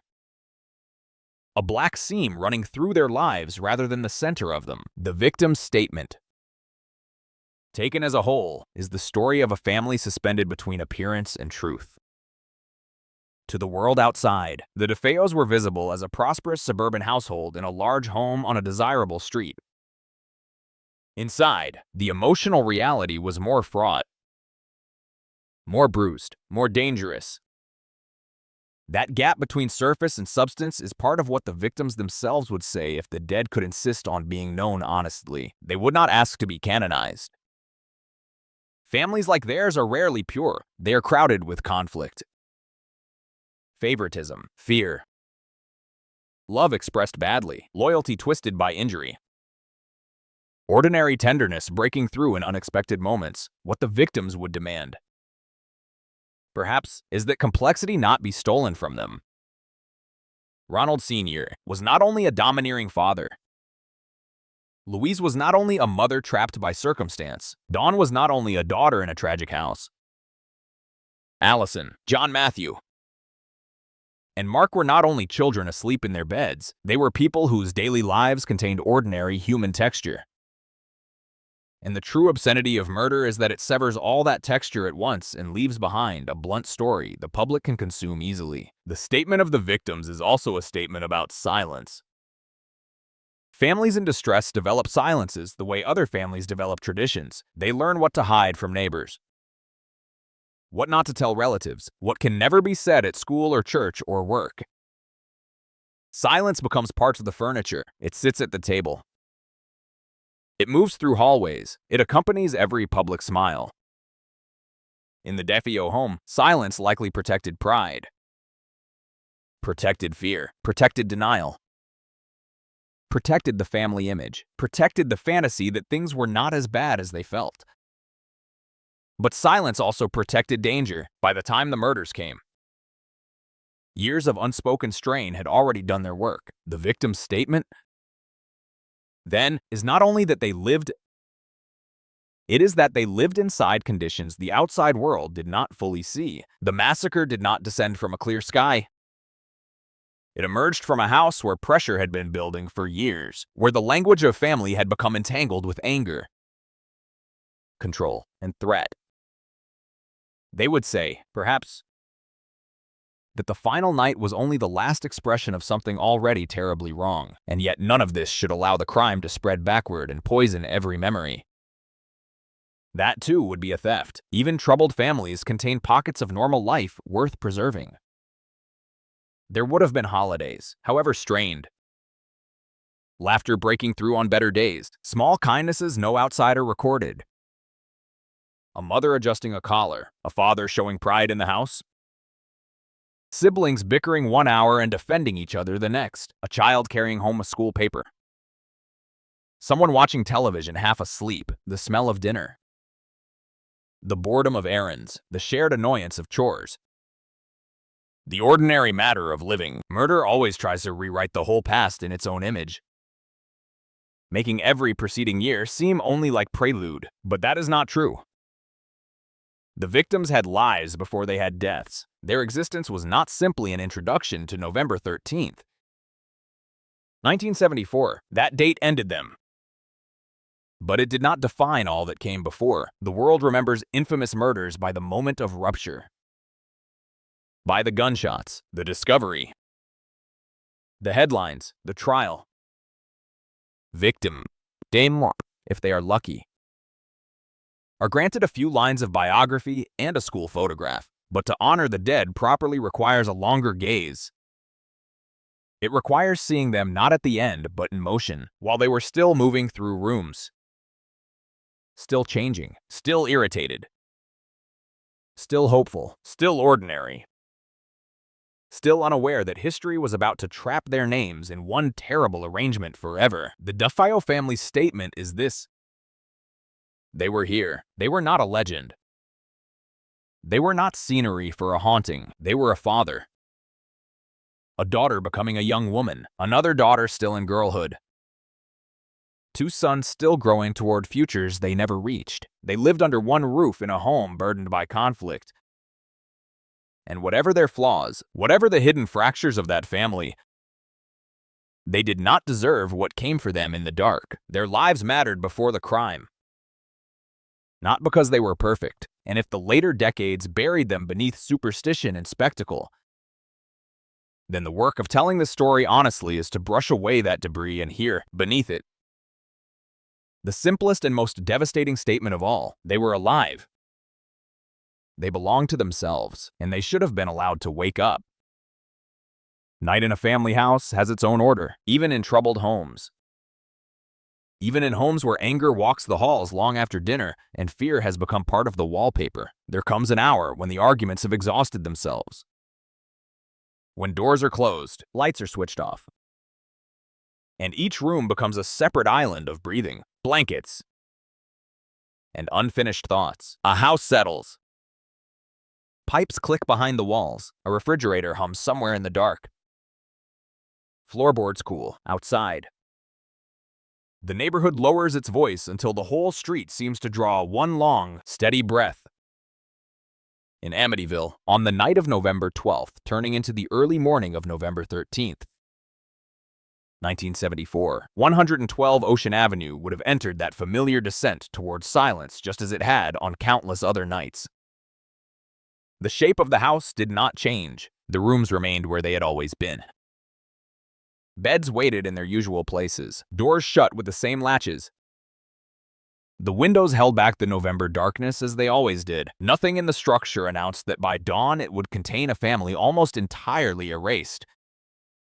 That is part of what makes such violence so hard to bear. The setting does not transform into something dramatic before the act. It remains ordinary. It remains domestic.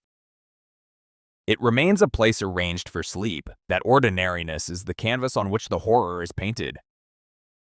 We do not know every word spoken in the DeFeo home that evening. We do not know every glance, every irritation, every silence stretched a little too long across a meal or a room. But we do know enough about the family to understand that peace in that house was rarely pure, even if the night outwardly resembled any other. It likely carried the residue of the tensions that had become part of daily life there. Ronald DeFeo Sr., forceful and feared. Louise, moving through the routines of the house with the invisible labor that keeps a family's life stitched together. The younger children drifting toward bed with the assumptions children keep even in difficult households. That tomorrow will come. That school or chores or small complaints will still exist in the morning. That whatever adults carry in their faces belongs to the adult world and will remain there. Dawn in her own room. Old enough to feel the house differently, perhaps more sharply. Perhaps with a mind already turning beyond it, and somewhere among them, Ronald DeFeo Jr., the son whose relationship to the home had become poisonous, whose anger had grown so heavy inside him that it no longer resembled passing rage, but something colder, more settled, more deliberate. A family house at night is full of vulnerable rituals, teeth brushed at sinks, pajamas, a mother checking on children or simply listening for the last signs of movement. A father preparing for bed with the blunt certainty that tomorrow's responsibilities will arrive as they always do. The little things are almost unbearable to imagine because they are what murder insults most directly. The final ordinary acts are the ones history never records in full, yet they are the true threshold between life and catastrophe. Someone may have turned off a lamp. Someone may have tugged a blanket higher against the chill. Someone may have stared into the dark for a moment, troubled by some private thought too small to remember, even if morning had come.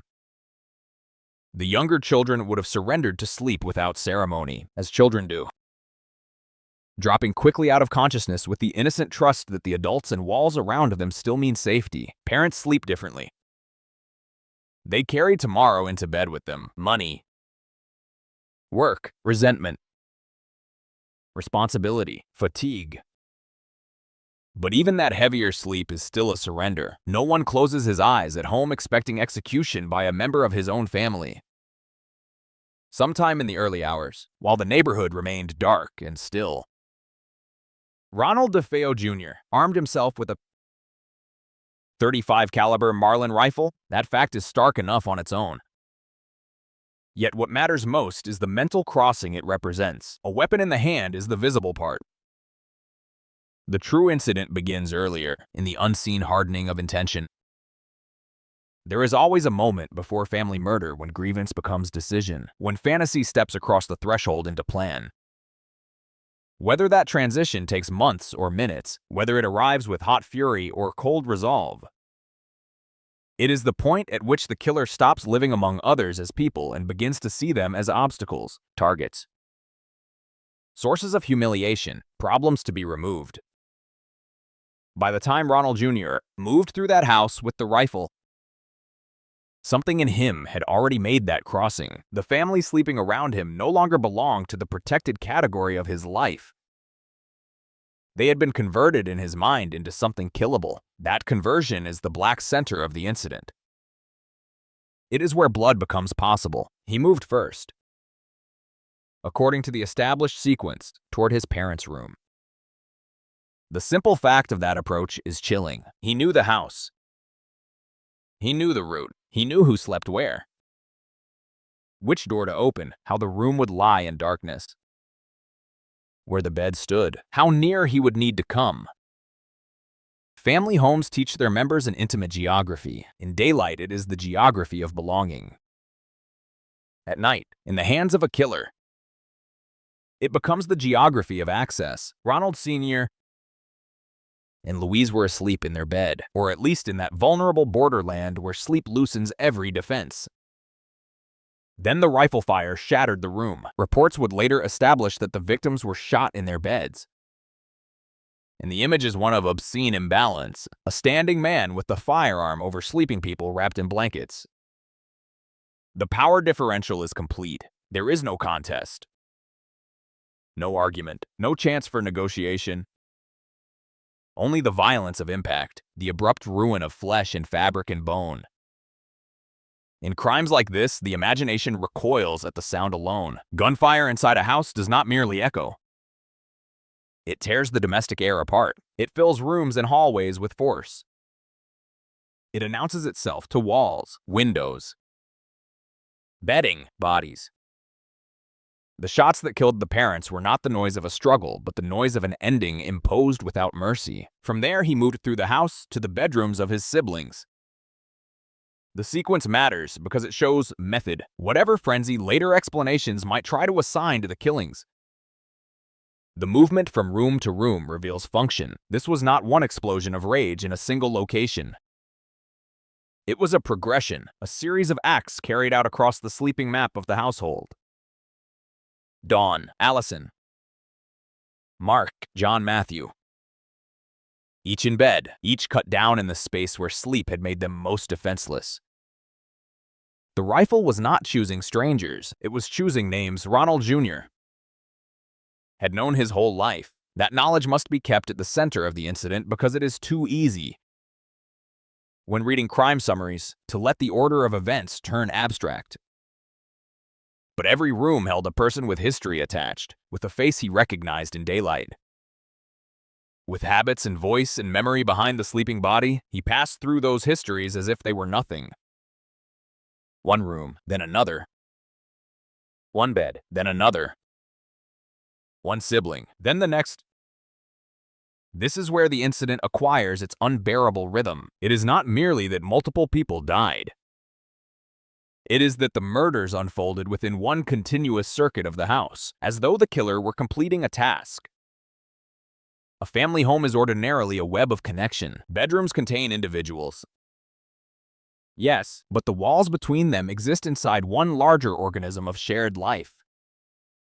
The killer moved along those lines of connection and turned them into lines of destruction. The same hallway that had carried ordinary footsteps now carried armed intent. The same doors opened not onto children sleeping, but onto children about to die. The same rooms that had held school clothes, family photographs, clutter, tenderness, boredom, adolescence, and private thoughts were all converted within minutes into scenes of fatal violence. The domestic world was not invaded by some outside force. It was used, expertly, by someone who belonged there. One of the enduring mysteries surrounding the DeFeo murders is the strange stillness that seems to have accompanied them. A rifle is loud, a house is close-quartered. Yet the narrative of the crime is haunted by questions about why more visible signs of alarm did not erupt, why there was no clearly documented chaos that spread through the household from the first shot onward, why victims were found in ways that suggested shocking vulnerability rather than frantic flight. Over the years, that puzzle has helped feed speculation, distortion, and later mythology, but whatever unanswered details remain, the central reality does not change. Whether confusion, sleep, shock, timing, or the killer's sequence limited any chance of response. The effect was total, room by room. The house was silenced. Whatever awareness flickered in those final instants, if it flickered at all, was swallowed before it could become salvation. Dawn's position among the dead has often drawn special scrutiny in later discussions. But within the incident itself, what matters most is not forensic argument so much as human meaning. She was the eldest daughter. She had lived long enough to possess a self, distinctly her own. Long enough to carry private hopes and conflicts beyond childhood, yet in the dark she was reduced, like the others, to vulnerability. That is what family massacre does. It takes all the layers of a person and crushes them into one final fact. Present in the room when the killer entered, Allison, younger, was denied even the smallest chance to carry childhood forward into adolescence. Mark, the youngest, died before most of what would have made him fully himself had even had time to form. John Matthew, still a boy, lost not only his life, but the entire invisible future that hangs around children like light. Each killing was separate in action, yet together they created a single event so comprehensive that by the time Ronald Jr. had finished, almost every bond that made the family a family had been physically severed. Then the house entered a silence beyond ordinary night. That may be the most chilling stage of the incident. The aftermath before discovery, before panic, before police, before the public world catches up. The rifle has done its work. The rooms are still. The people who hours earlier inhabited the house as a living family are now reduced to bodies in beds. Somewhere beyond the windows, the November dark remains unchanged. Indifferent, almost insulting in its calm. The neighborhood does not know yet. The world has not begun reacting. In that interval, the killer is alone with what he has done. This is the space in which the moral enormity of the act fully emerges. A family argument ends and leaves shouting in the walls. A drunken fight ends and leaves damage.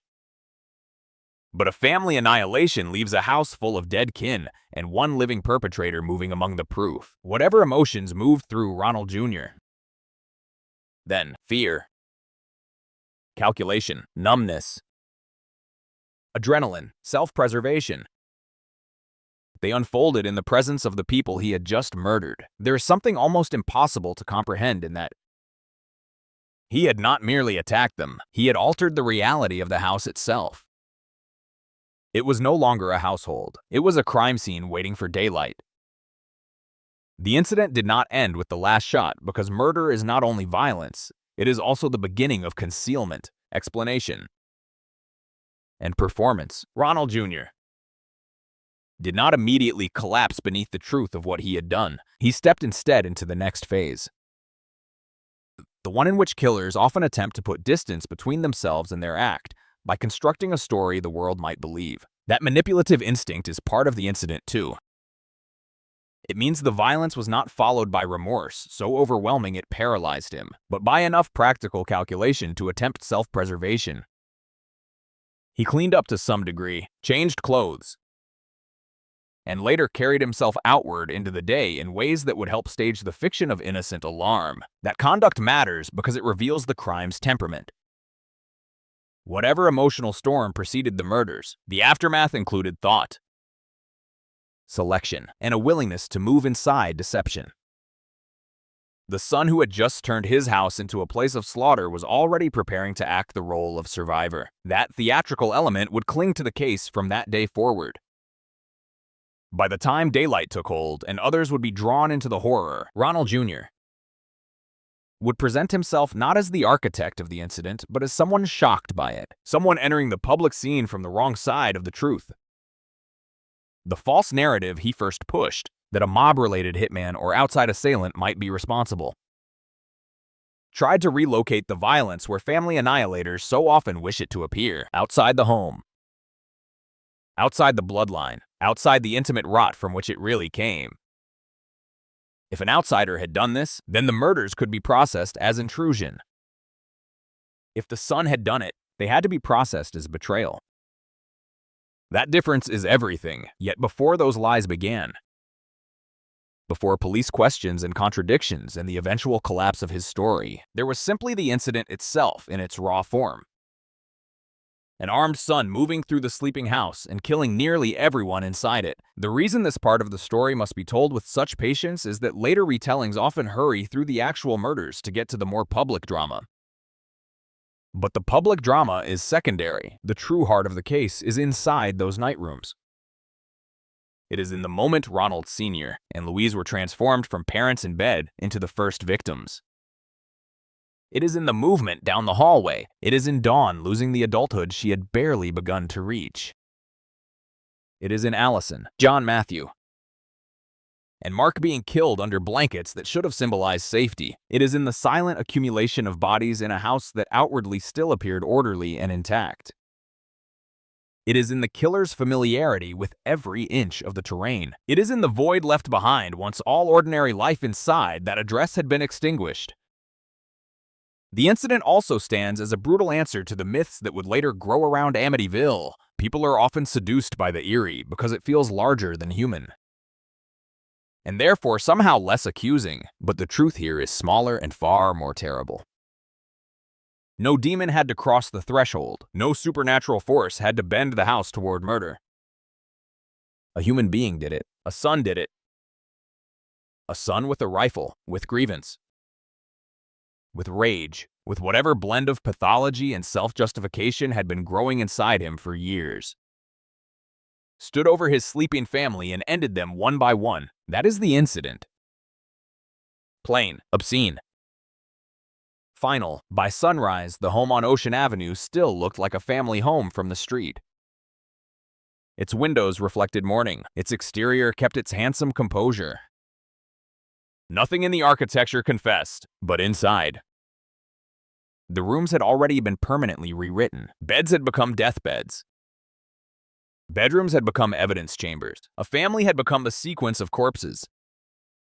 And Ronald DeFeo Jr., who should have awakened that morning as one more member of the household, had instead crossed into the role history would remember him for, the son who, under cover of night, turned his family's home into a place of execution and left the world to discover the shape of what he had done only after the darkness had lifted.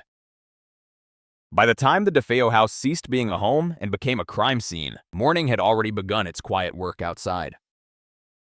Light moved over Ocean Avenue without urgency. The village did not yet know that one of its large, orderly family houses had been transformed overnight into a chamber of stillness so complete it would seem almost staged when others first stepped inside. That contrast is one of the most unsettling features of the case.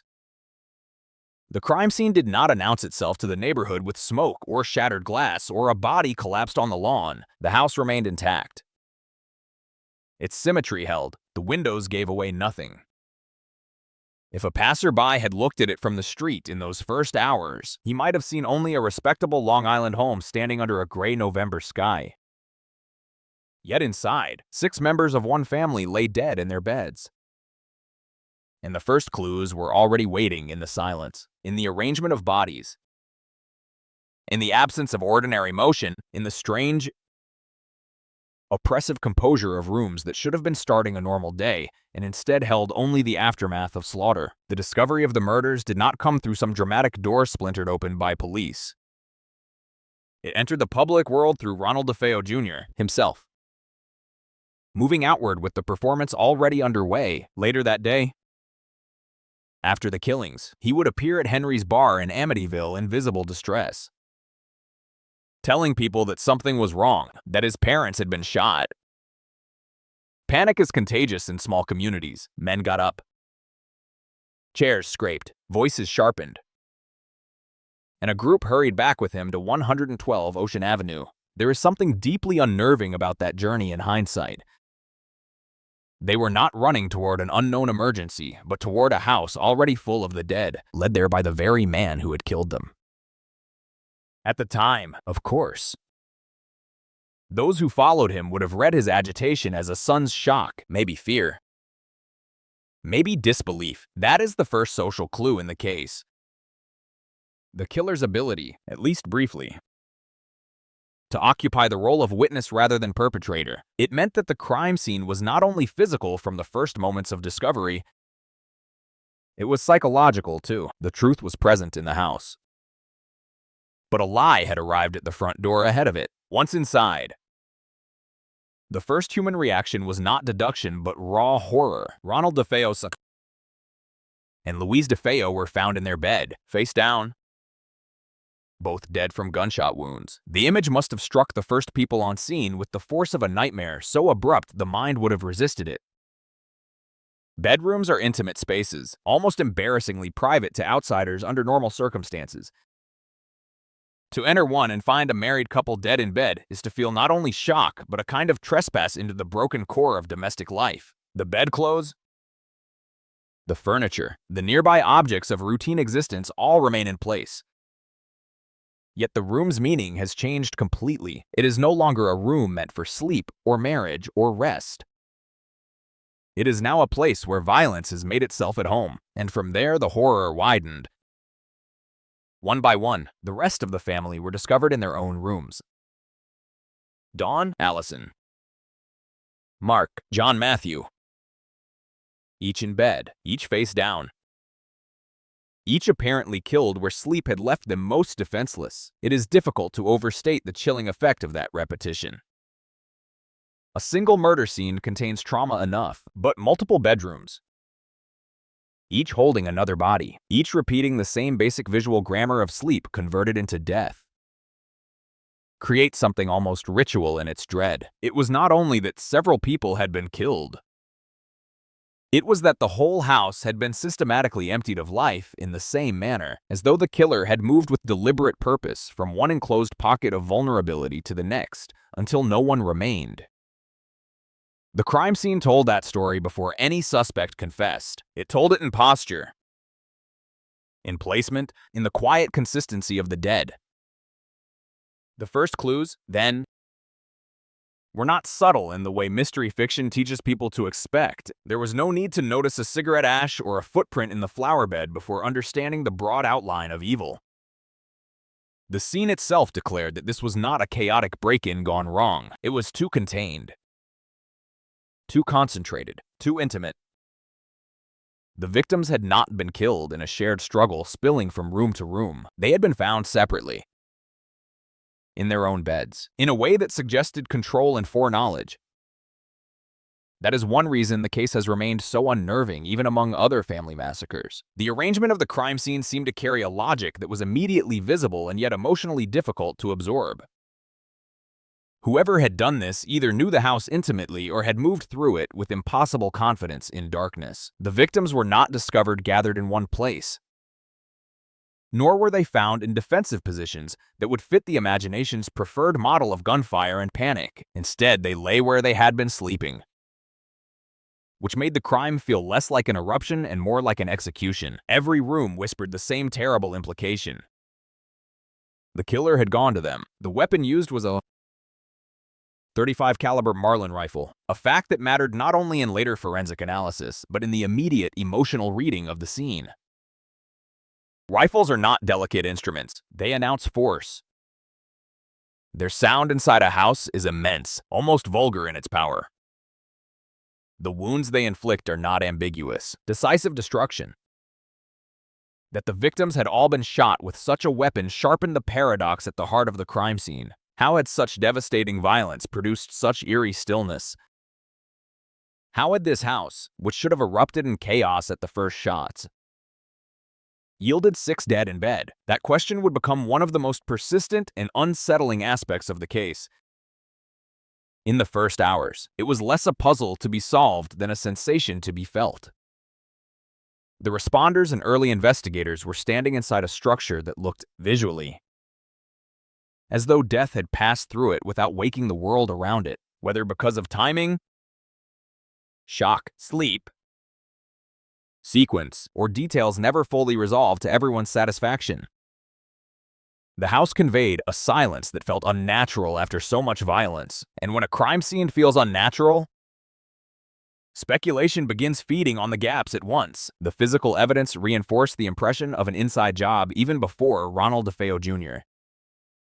His story began to fray. There were no strong signs of forced entry. The killings had occurred room by room within a family home at night. The weapon was one that pointed toward familiarity and access, rather than a spontaneous assault by a stranger who had stumbled into mayhem. The victims' locations suggested that they had been attacked where they slept, not after some drawn-out household confrontation visible in overturned furniture or broad signs of struggle. The house was not ransacked. Valuables were not the obvious target. The scene did not bear the clumsy imprint of burglary or random intrusion. Instead, it bore the colder, more disturbing impression of someone who entered bedrooms with a purpose already chosen. The fact that the dead were all members of the same family deepened that impression into something close to inevitability. In homicide work, the first clues are often social before they are technical. Who had the access? Who had the motive? Who belonged inside the circle of trust that the house itself represented? 112 Ocean Avenue did not look like the site of outside chaos. It looked like the site of betrayal. Even the arrangement of the bodies contributed to that feeling. The victims were found face down in their beds, a detail repeated so often because it is so starkly strange. It gave the rooms a staged stillness, as though life had been turned off rather than violently fought over. That apparent uniformity would help provoke years of questions, some reasonable, some sensationalized. Did anyone wake? Did anyone move? Why were the bodies found in such similar positions? Why did the house seem not to bear more obvious evidence of panic? But beyond all those forensic and speculative debates lies a simpler psychological truth. The uniformity made the crime scene look intimate, controlled, and merciless. It denied the comfort of imagining that the victims had some chance to resist or flee.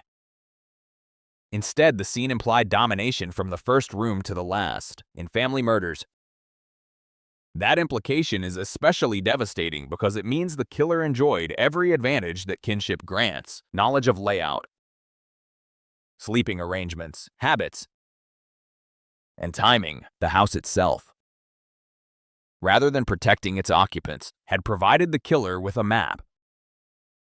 Another crucial clue lay in Ronald DeFeo Jr., his behavior once authorities became involved. At first, he positioned himself as the son who had stumbled into horror, the surviving family member wrapped in confusion and distress. He suggested an outside assailant, at one point steering suspicion toward a supposed mafia-related figure. That kind of early redirection is not unusual in cases where the offender remains near the scene, but what mattered from an investigative standpoint was how quickly the shape of his story began to conflict with the shape of the house.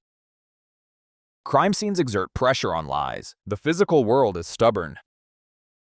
Bodies remain where they fell. Blood tells its own sequence. Ballistics are indifferent to performance. The house on Ocean Avenue, with its 6 dead placed in bedrooms and no persuasive evidence of intrusion, did not support the idea of some phantom outsider sweeping through unseen. The scene kept pointing inward, toward the family itself, toward someone with access, toward someone who knew how to move through those rooms without hesitation. As police examined the home and questioned Ronald Jr., the first clues began to converge, not on a distant criminal, but on the son standing nearest the center of the aftermath. He had survived while the others had not. He had introduced the discovery narrative.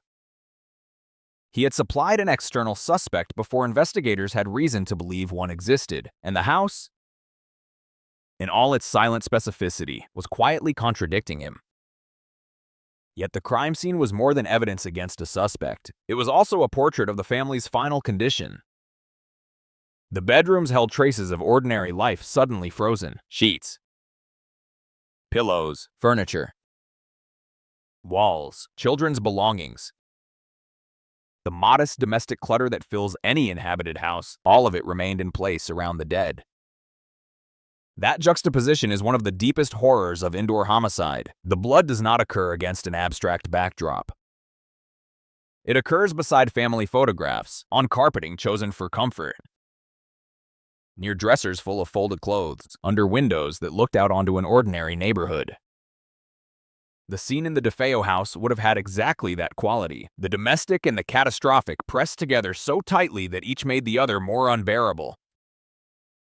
A murdered child in a child's room is different from any other kind of crime scene because the room continues speaking the language of growth. Even after growth has been ended, the objects still say future. Dawn's room would have carried the traces of a young woman's emerging identity. The younger children's rooms would have held signs of school, play, routine, and dependence. Their parents' room would have spoken of marriage and middle age. Of adult burdens and adult privacy, the killer had moved through all these worlds and reduced them to evidence. That conversion is itself a clue about motive and temperament. It speaks to annihilation. Not merely homicide, this was not a killing undertaken for money alone or to solve one immediate quarrel. It was the destruction of a family's internal world, the ballistics and forensic details, while essential to investigators, also fed the emotional unease of the case. The Marlin rifle had been fired multiple times at close range within the home. There was no suppressor to mute the report. No elegant precision to soften the brutality. The wounds were what rifle wounds are. Devastating, final.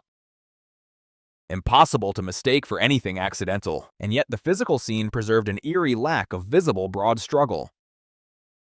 This contradiction between violence and apparent stillness became one of the central interpretive clues in the case. It made everyone look harder. It encouraged both sound investigation and later wild speculation. Some wondered whether the victims had been sedated. Evidence did not ultimately support that. Others questioned whether more than one killer had to be involved. Still others, especially after the Amityville legend began metastasizing through popular culture, treated the strange atmosphere of the scene as an invitation to supernatural nonsense. But in the first phase of the case, the real value of this odd stillness was investigative. It forced attention onto sequence, sleep states, timing, the killer's access, and the possibility that shock and speed had done their work before any meaningful response could form. However strange the scene looked, it still belonged to the human logic of family slaughter more than to any invented curse. It is worth lingering on the first people who walked those rooms, because crime scenes are not encountered by detectives alone. They are first encountered by ordinary human nervous systems. Men who expected to help a panicked friend suddenly found themselves face to face with multiple dead bodies. That first shock matters because it set the emotional tone around the case from the beginning. Amityville did not enter public consciousness as a puzzle. It entered as a wave of horror. The immediate understanding was simple and correct. Something hideous had happened inside that house. Only later would analysis begin sorting the details. The positions, the gunshots, the timelines, the inconsistencies. At the start, the scene's power lay in its totality. 6 dead, a whole family, except one son, bedroom after bedroom. The kind of crime that makes language feel embarrassingly small. This emotional shock also helps explain why sensationalism later found such fertile ground there. When a crime scene generates enough dread in its raw form, people begin reaching for explanations proportionate to their feeling. If the house felt wrong, if the silence felt wrong, if the body positions felt wrong, then perhaps. Some would later say, the whole place was wrong in some larger-than-human way. But the true clues never required fantasy. They pointed with grim patience toward a sun shaped by years of rage, drugs, grievance, and family conflict. The scene itself contained the direction of truth. The house had been used by someone who belonged there. The victims had been selected not as random occupants, but as members of one bloodline. The killings had happened within the intimate geography of shared domestic space. The initial clues did not disperse outward into mystery. They narrowed inward toward betrayal.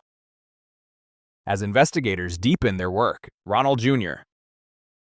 As false story weakened under the combined pressure of physical evidence and his own shifting account. His eventual confession did not create the truth of the crime scene. It merely caught up to what the house had already been saying. That is one of the most fascinating features of strong homicide work. The scene speaks first, even if only in fragments. It speaks through what is present, what is absent, what has been disturbed, what has been spared, what fits, what does not. In the DeFeo case, the scene spoke of familiarity, sequence, intimacy, and control. It spoke of sleeping victims and a killer who moved among them with intent. It spoke of violence that was at once thunderous and strangely self-contained. It spoke of a son's lie before he could keep it intact. And perhaps most hauntingly, it spoke of how quickly a family home can lose its identity. By the end of that day, 112 Ocean Avenue was no longer just an address. It was a place the world would come to know for death, but in its first hours as a crime scene, before books and films and invented hauntings buried the reality under layers of mythology, it was something even more disturbing. A house still full of the ordinary signs of family life, except the family itself had been reduced to bodies. And the first clues were already revealing that the destruction had not come from outside, but from one of its own. That is the true darkness of the crime scene and its earliest evidence. Not simply that 6 people died there, but that the rooms themselves, with all their domestic familiarity, made clear almost at once that someone who knew those rooms by heart had walked through them in the dark and left them permanently emptied. The investigation began, as the best homicide investigations often do, by refusing to be hypnotized by performance. In the first shock of a massacre, people are vulnerable to the theater of grief. A man arrives wild-eyed, voice shaking, insisting that something terrible has happened. And the natural instinct is to read his agitation as innocence. Panic looks persuasive because real panic exists. Real sons do discover their parents murdered. Real survivors do stagger into bars and into the arms of neighbors, unable to hold the shape of what they have seen. But police who have worked enough violent cases know that emotion is not evidence. Grief can be genuine, and grief can be staged. Fear can pour from the innocent, and it can also pour from the guilty. Especially when the guilty understand that the first minutes after discovery are a kind of contest over narrative. Ronald DeFeo Jr., called Butch, tried to seize that narrative before the police could. He presented himself as the surviving son caught in a nightmare. He gave investigators a direction to run in. An outside enemy, a story broad enough to sound plausible in the confused aftermath of violence. At first, that story pointed toward a mob-related killer, a man outside the family. A violent figure who could have entered the house and done what Butch himself claimed he could not imagine. It was a telling instinct. When people lie under pressure, they often do not invent something completely alien to their own psychology. They invent what they most need the world to believe. In this case, what Ronald Jr. needed most was distance. He needed the murders to seem external, the house to seem invaded rather than turned inward upon itself, the bloodline to seem broken by an outsider rather than by one of its own. Investigators listened. But the house itself was already contradicting him. 6 bodies, all family members, found in their beds. No persuasive signs of forced entry, no evidence of a burglary.